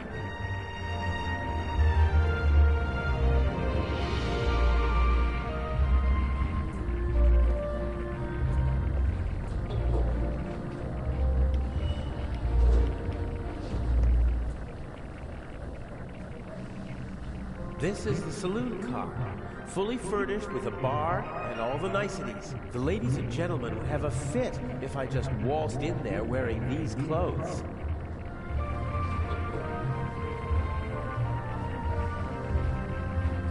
If I try to just get on the train, the conductor would probably stop me and might even turn me over to the police. I can't risk that.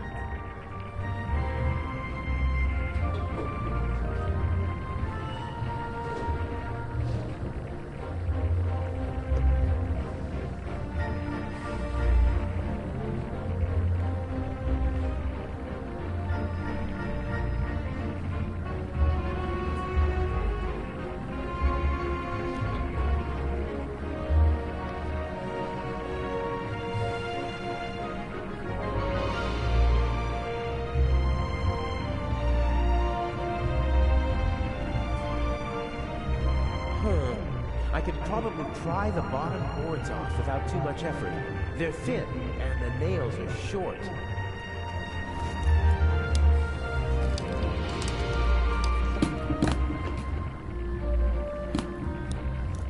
Perfect. It looks like a normal crate. It's now or never.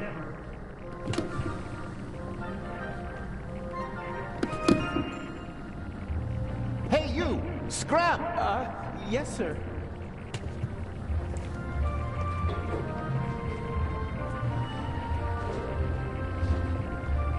Let the games begin. Excuse me, gentlemen. Can't you see that I am talking to the constable? The train is leaving in a few minutes, sir. I have to ask you to board it now. We should get on. Perhaps we'll be able to continue our conversation during the trip. I won't stand in the way.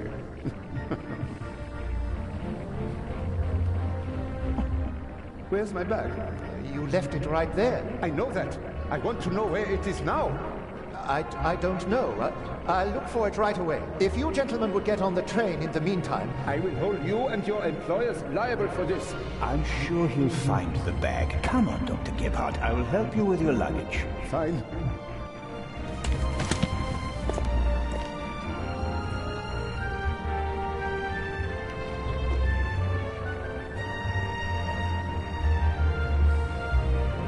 The conductor doesn't really seem to know where to search for the lost bag. Finding a particular piece of luggage at a railway station is like finding a needle in a haystack. You seem to be searching for something. Can I help? Go away. There's no money to be earned here. That's not what I mean. I just thought, if you're looking for a brown bag... Why? Did you steal one? If that were true, I wouldn't be offering to help you. I saw a little blonde boy take the bag. He ran off with it, over there. Really? Thanks.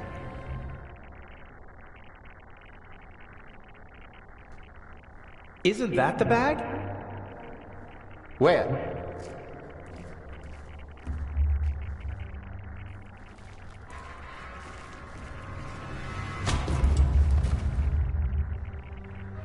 Nothing personal.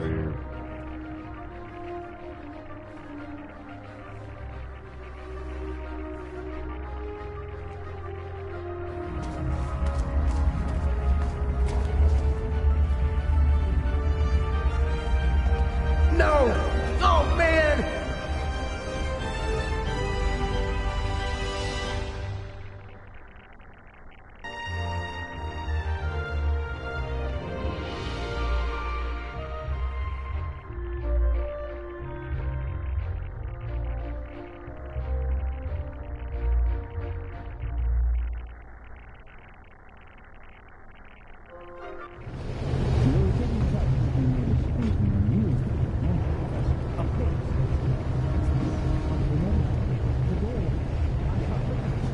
Let me have a look. Damn, I can't let the professor see me. I shadowed him for days in London. He might recognize me.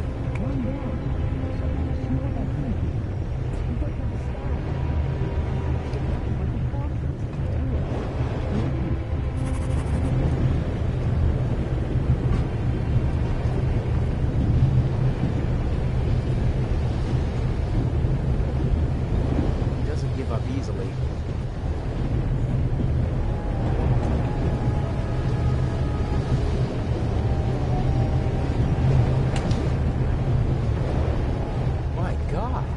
Barely look like myself. I'm not as good as the Raven, slipping into other roles. He's had decades to perfect it. Whatever. It'll be good enough for the people on the train. Professor Lucien hasn't slept a single night in the cabin yet. The tower is unused. If I twisted it, then I'd have a sort of rope. The sink. No, that won't help me now. Professor Lucien seems to travel light. The Baroness's luggage takes up half a freight car. I don't think that the suitcase or the bag contain anything that could help me out. I'd better leave as little evidence as possible. Professor Lucien is at the door, and he won't give up until he opens it. That means I need another way out of here. It was the only window that was open in the station, so it was a good way to get onto the train, and now it might be my only way out.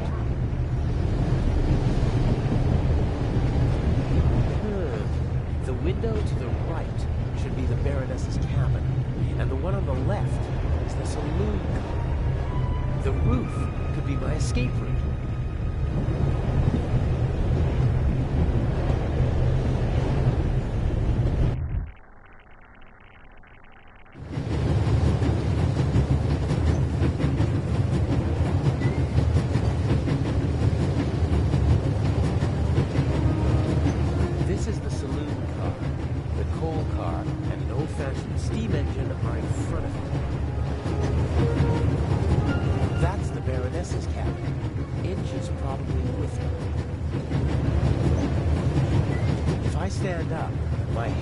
Level with the roof, but the roof is too slanted and smooth to climb. Those are air ducts or something, but I can't reach them with my hands.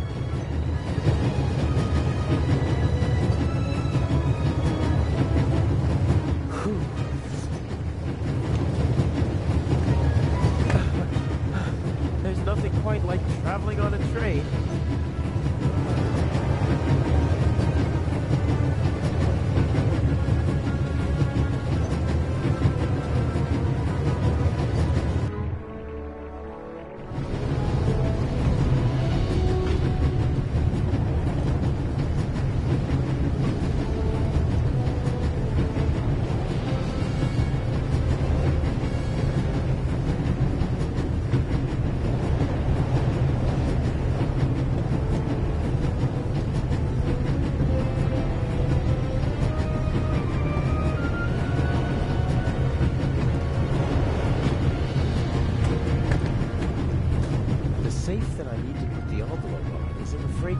I can't just walk in like a delivery man. The safe is guarded by my old friend, the Bobby from London. Even he would be curious to see a conductor in the freight car. Looks like a toolbox. Ugh, it's secured with a heavy padlock. I'm not bad at picking locks, but I don't have my equipment with me, and everything's rocking and moving in here. Given these conditions, it'd take a while to pick the lock. That makes it too risky.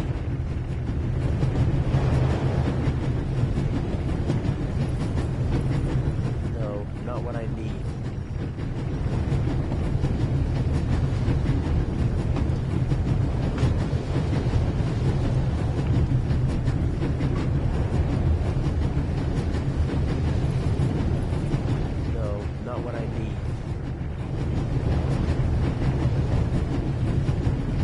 Should be able to move about freely in the train, as long as I keep away from Professor Lucien. The other guests don't know me, and conductors change several times during the journey. A new face shouldn't seem suspicious to anyone.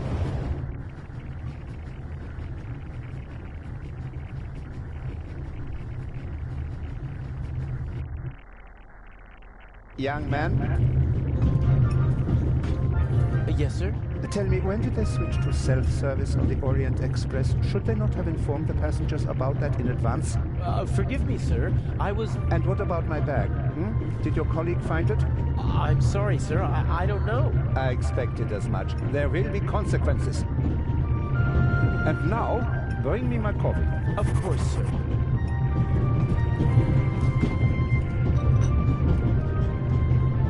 Asshole. Huh. A dish with old people's candy. Butterscotch, I think.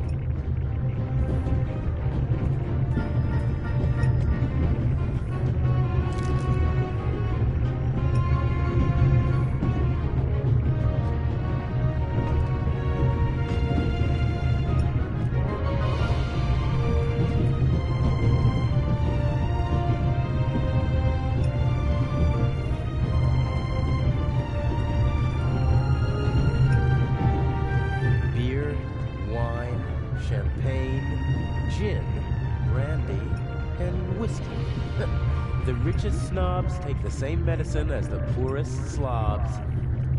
Some people would need a drink to steady their nerves, doing what I'm doing, but not me.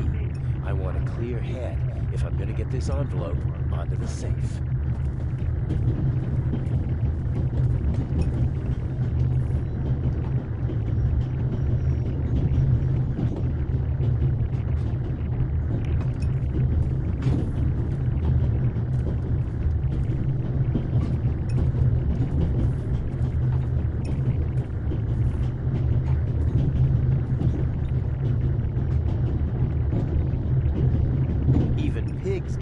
From the finest porcelain. If I mess with the doctor, I might blow my cover. So I'll have to grin and bear it and serve our esteemed passenger his coffee. Oh, what the fuck? Oh, god damn it.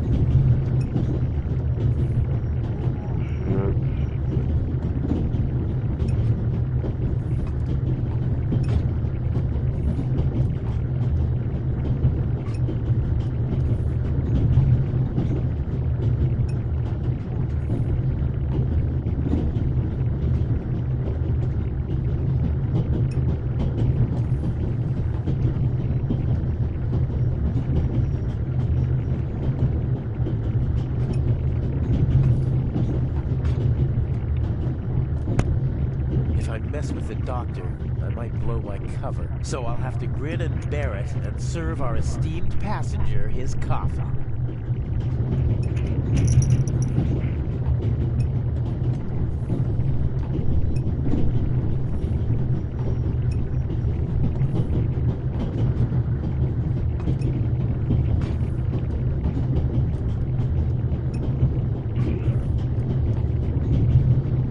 A small portable radio.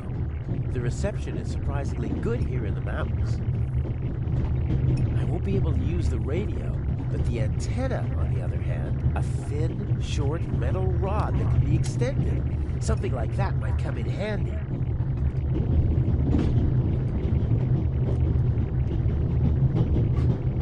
If I mess with the doctor, I might blow my cover. So I'll have to grin and...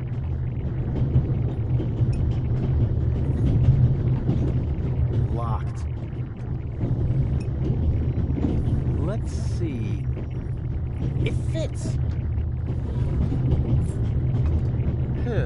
A lot of odds and ends. A hairnet, batteries, a half pack of cigarettes, an unused toothbrush. The bartender probably has to serve as a jack of all trades, like a concierge in a hotel. So, is there anything useful? Here we go, a small shaving mirror.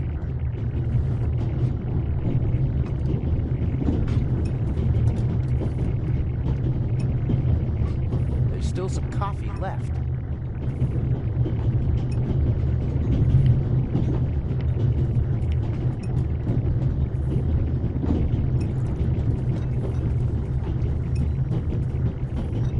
A cup of coffee for the gentleman. Do you know what the problem with people like you is?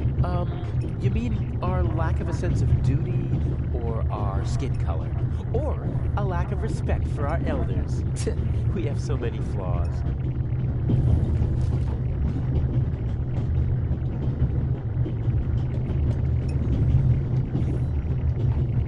He didn't even want to hear why it took so long to get his coffee. He just wanted to tear into someone. Just wanted to assert his will. It's a sad life if you have to pump yourself up by deflating others.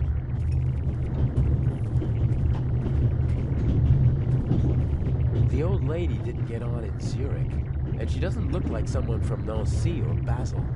I'm guessing she boarded in Paris.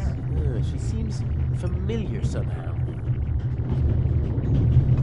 I've seen her someplace before. Maybe she used to be an actress, and I recognize her from photos. She has the confidence of someone who doesn't have to prove herself anymore. She's rich, that's for sure, but it's not just that. I'd better not talk to her. Her eyes are intelligent and observant. Something tells me I'd only make life difficult for myself if I try to pull the wool over her eyes. The younger woman seems to be some kind of carer or companion for the older lady. I wouldn't like to be with her all day long. She radiates a certain restlessness and unease. I know people like that always have to be doing something. They feel useless if they don't have anything to do. I feel sorry for them. The elderly woman's carer can't keep her hands still, so she's knitting.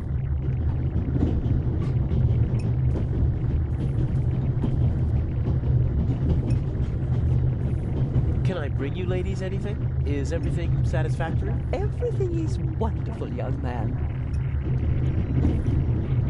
Very good. Got it. I think Professor Lucien is still in the hallway, trying to get into his cabin. I'd better wait until the coast is clear.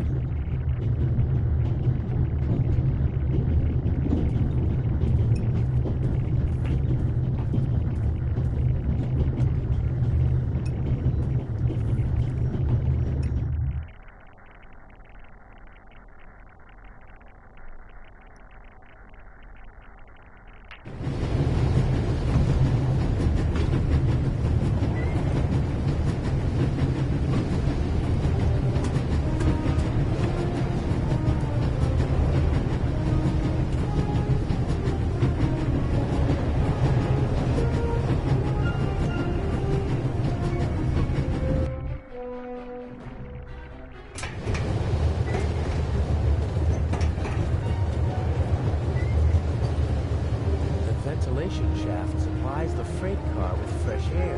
It also seems big enough to climb through. I'd say I found my way in. The cover has 2 hinges on the back. It's possible to open it, but the 2 screws on the front hold it closed.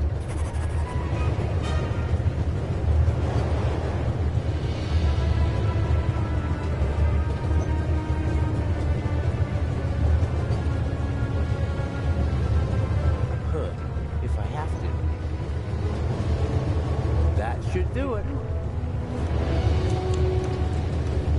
It sticks.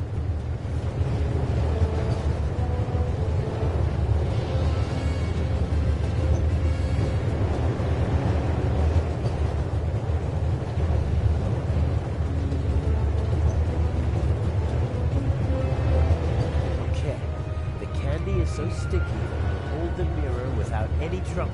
As I expected, it sticks.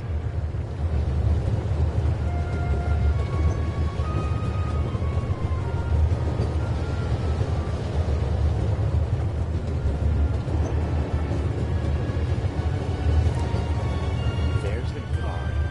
The safe is directly beneath the ventilation shaft.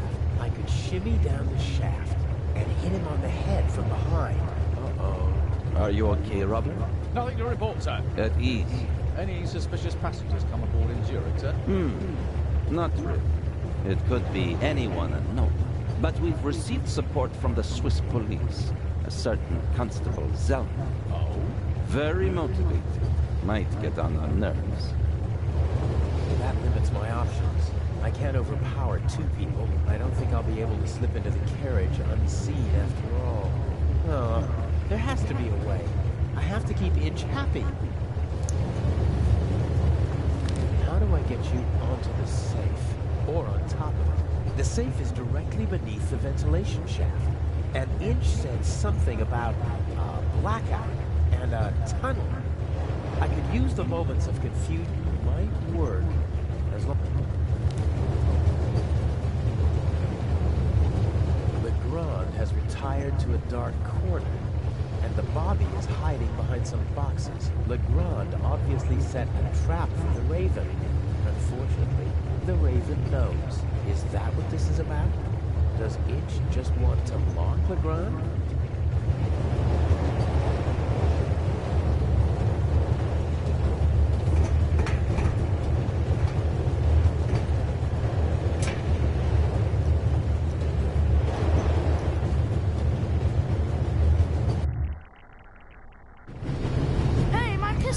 You'll get it back in Venice. Frightening me like that. I could have fallen under the wheels. I thought you were a ghost. Ghosts don't exist. They do too. One just flew past my window. Be off with you. Oh.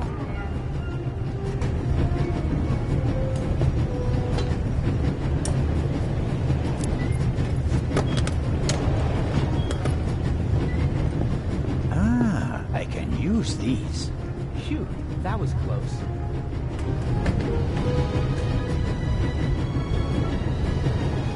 Okay, showtime.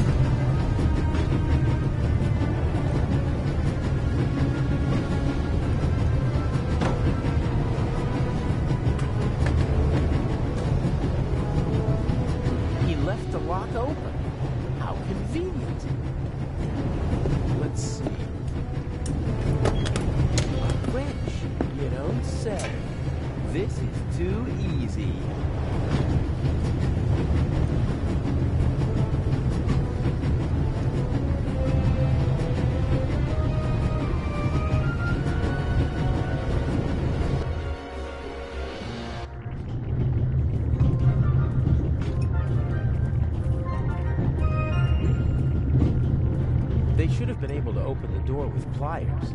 I think the coast is clear.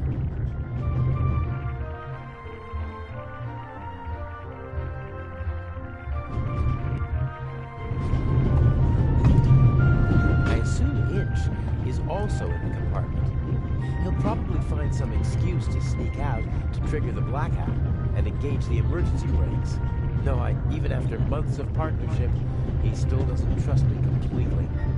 Just a few more days, and I'll finally be rid of that creep. And until then, he has to burn in his own personal hell with the Baroness. A nice thought. Obviously, they managed to open the door. I wonder who or what the archaeologist thinks locked it. Did he connect it to the burglary in London? Probably not. Professor Lucien is on his way to Cairo, just like the Baroness. They both know each other. She chairs the Friends of I Hope He's Too Shaken.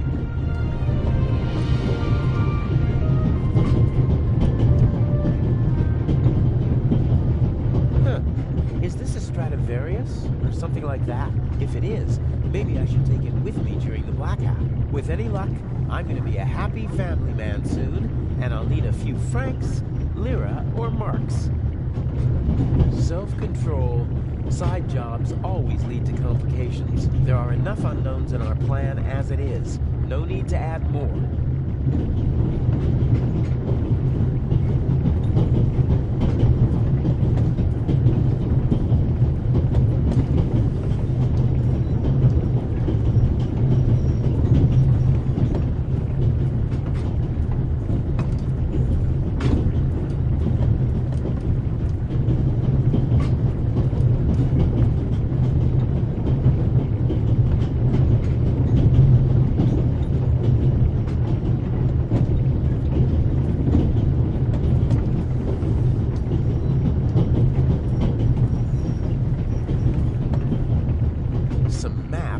Info for travelers, some pictures, and the schedule, all neatly hung up with magnets.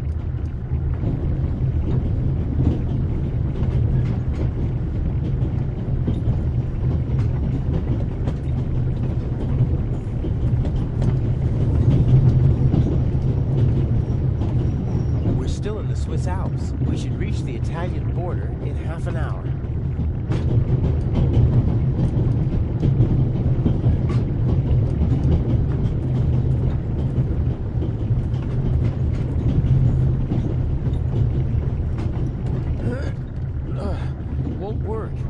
There's a lock at the bottom of the window.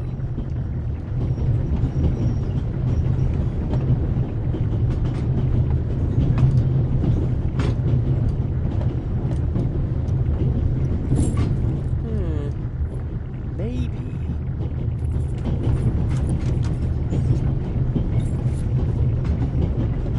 The big map shows the different routes the Orient Express took in the course of its long history. It's larger than the other note.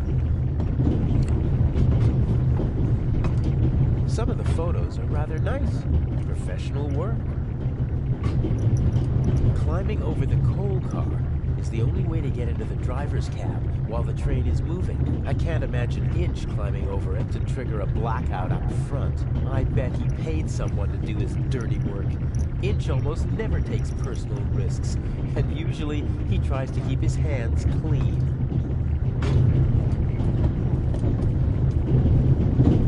The violinist was already on the train in Zurich. Handsome devil. I'm glad my girlfriend isn't here. She loves to make me jealous, and once I'm raging mad, she leans forward and whispers one of those phrases that only she can say. He seems to be worried about something. So much the better for me. If he's absorbed in his own problems, he won't be paying attention to anyone else, and won't be able to offer good testimony to the police.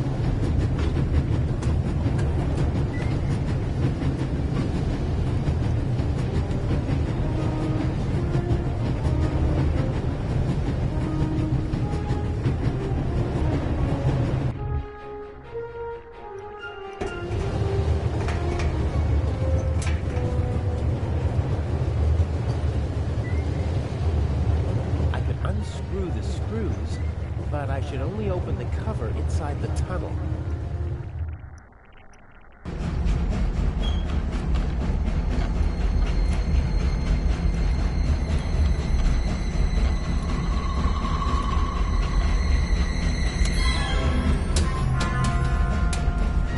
What was that?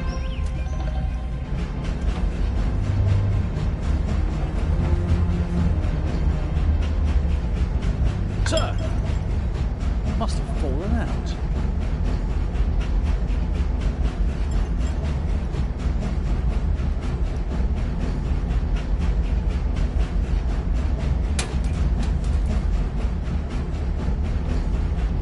Put that on the floor.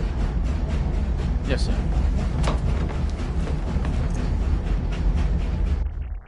That was close. If the second screw makes that much noise, it's over for me.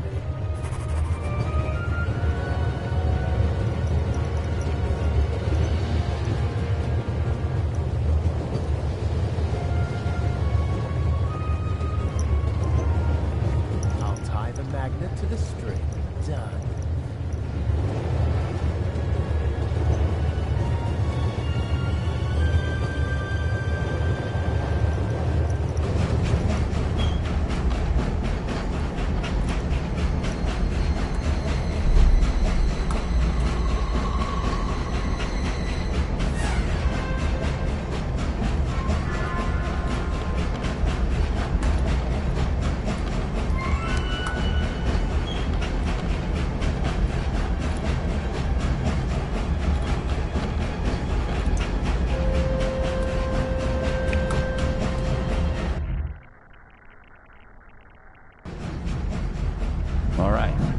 Should. What? The light's gone out. Flashlights!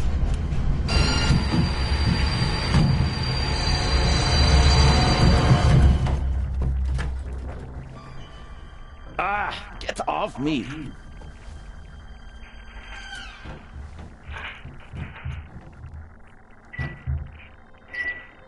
There, sir. An envelope.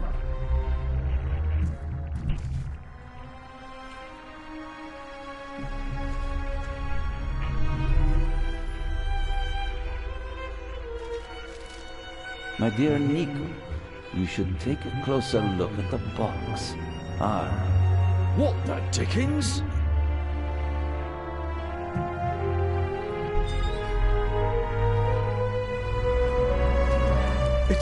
It's away with it! Take cover!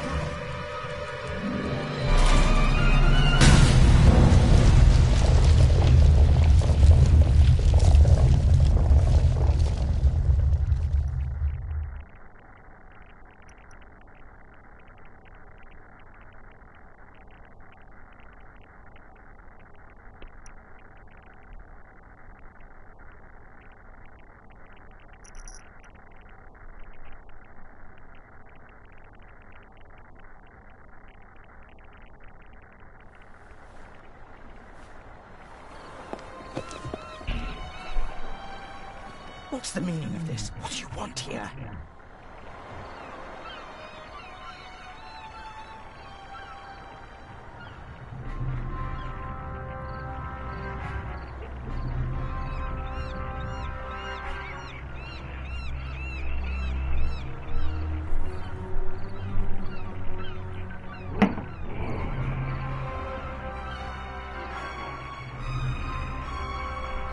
I'm fine.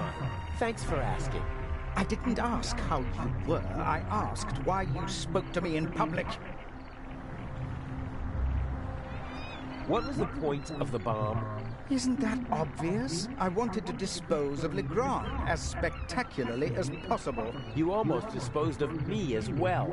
Did I not tell you to deliver the letter and leave immediately? People could have died. But of course, that was the point of the bomb. I don't want to hurt anyone. You know that. And you know that I don't care what you want. Obey my orders and nothing will happen to you, and you'll soon be a rich man.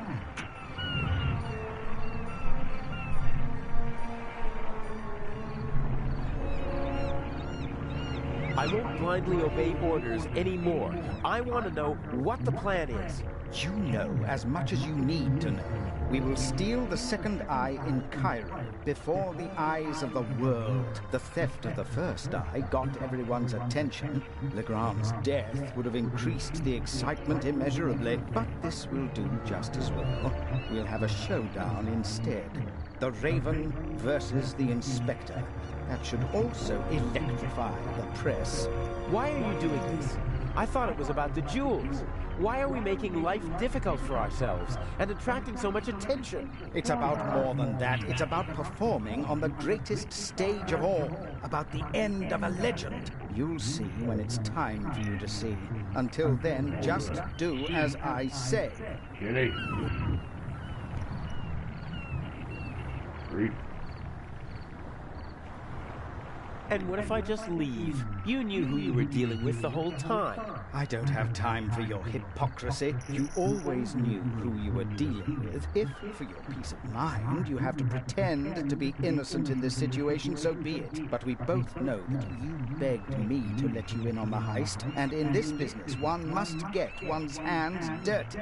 But James! James! Where on earth are you? During the trip, we'll keep a low profile and steer clear of Legrand. I lost the ticket and the fake passport. I swear, if my arm was still good enough to climb, I'd have disposed of you long ago. Ah, well. I'd prefer that no one see you while you're on board. Smuggle yourself on board and stay undercover until Cairo. Okay. And no more games. Nothing that Legrand, the police, or anyone else could do to you compares to what I will do to you if you don't follow my plan. James, there you are. Is the inspector to carry my luggage onto the ship all by himself? He thinks he knows me. He thinks I'm stupid and weak. I have him right where I want him. Here's a young thief who'll show an old-timer how it's done. Even if it means a bit of solitary confinement.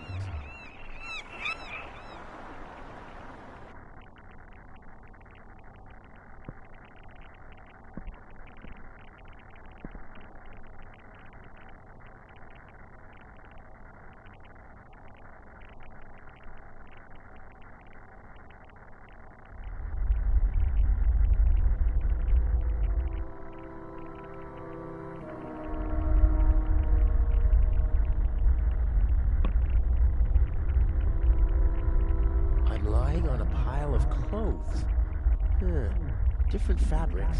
Some rougher, some softer. This one feels like a fine net. No, I don't think this will be much use. I hope the dock workers have left the cargo hold. I'd better just take a peek. Or at least, I'd take a peek if it were possible to open it.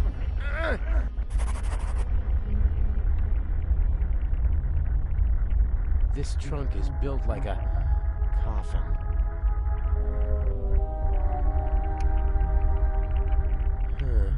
Feels like metal. Angular. I think it's the trunk lock. There are small, round bumps with slots in the middle. Could be screws. Okay, where's the screwdriver? Knife. There's the screwdriver. So, if I just turn this... Aha!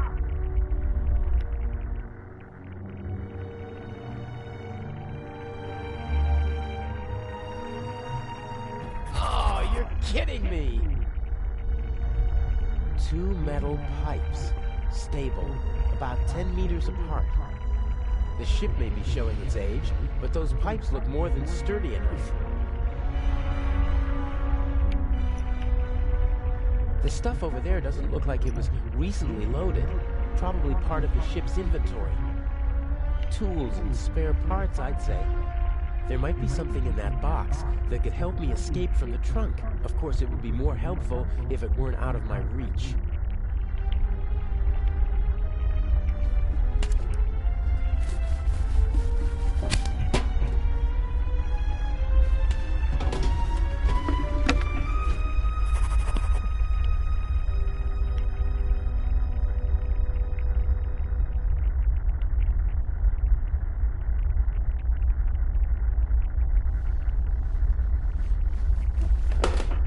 Oh, brilliant! Hopefully the clasp won't slip out of the box when I pull the strap.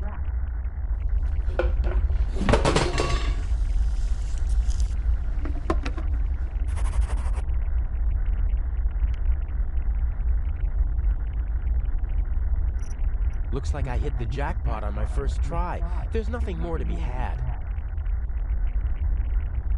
The ship may be showing its age, but those pipes look more than sturdy enough. The pipe rolled up against the shelf, but it's still out of my reach. Ugh, I can't reach it.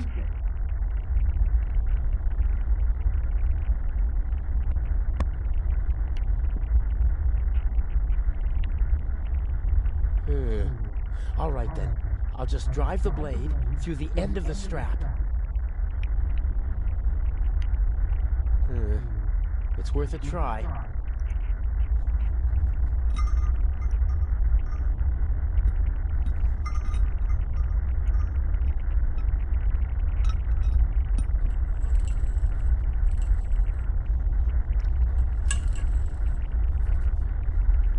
Ta-da!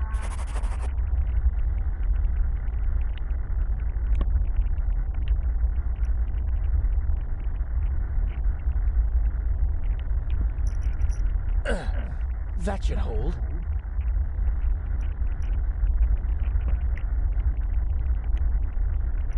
My best chance.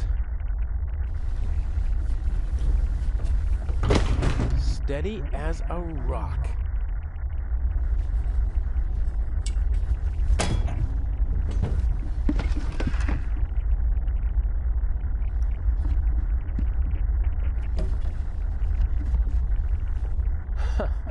Elegant.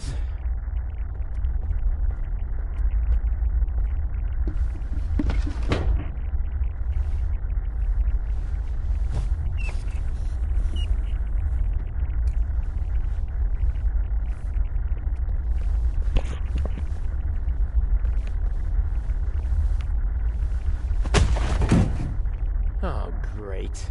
Okay, I'll tie him up and then get out of here before they start looking for him. And I already have an idea where I can hide.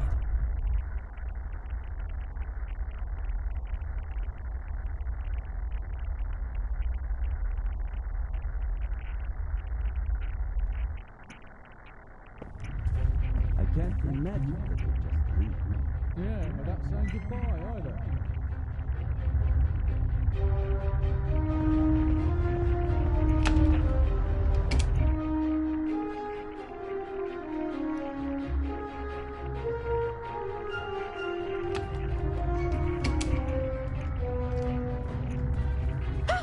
No need to be frightened, young lady. What are you doing here? I wanted to see you. This is hardly the time or the place. What happened on the train? Nothing bad. Everyone is fine. Inch is dangerous. I warned you. I know. That's why we're being careful. And you have a smart and handsome young thief at your side. And humble, too. Don't worry. I'll take care of you. What have I done to deserve a luck like this?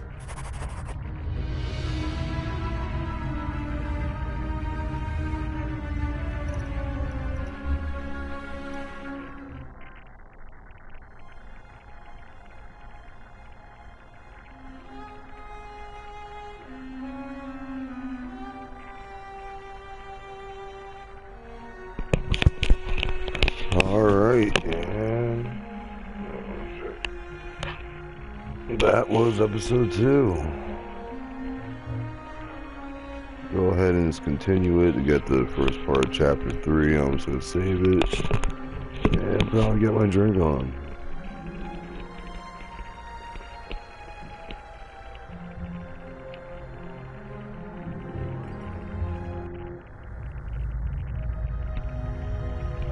Inch bothers me. He's shown what he's capable of. What if he finds out about our plan? How would he? We're careful. He's more ruthless than we expected. The bomb on the train. I don't want to think about it. We need to make sure that we stay calm. You mean that I stay calm? I'm not worried about you. I know you.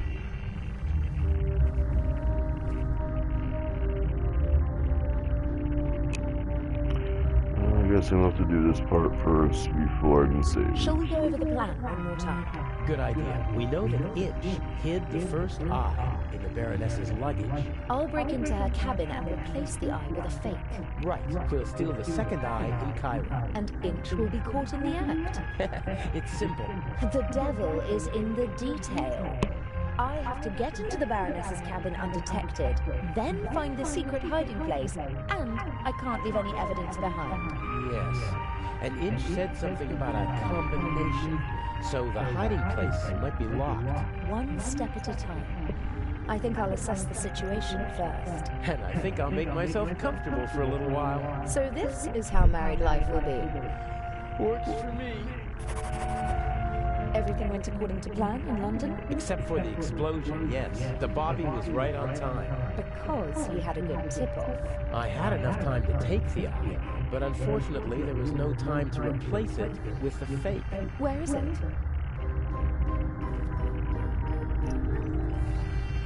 A work of art. Almost as beautiful as the original. I can't tell the difference. Inch could. But if all goes to plan, he won't have a chance to take a closer look at the jewel until after the burglary at the Egyptian Museum. Will Legrand cause any trouble?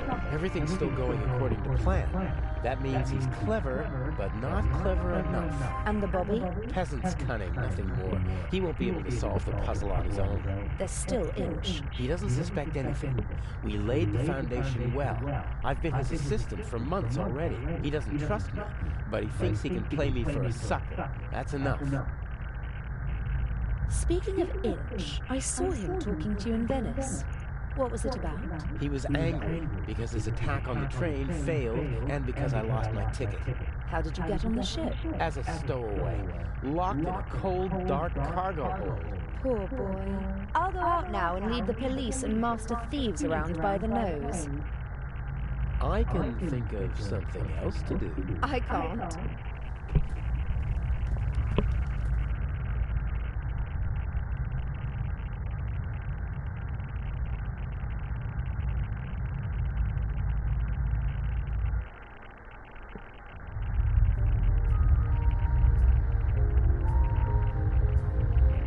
And now I can save it.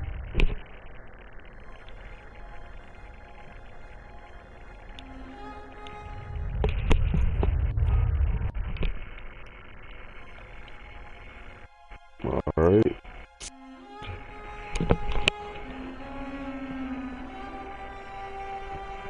Probably pick this up and finish it tomorrow.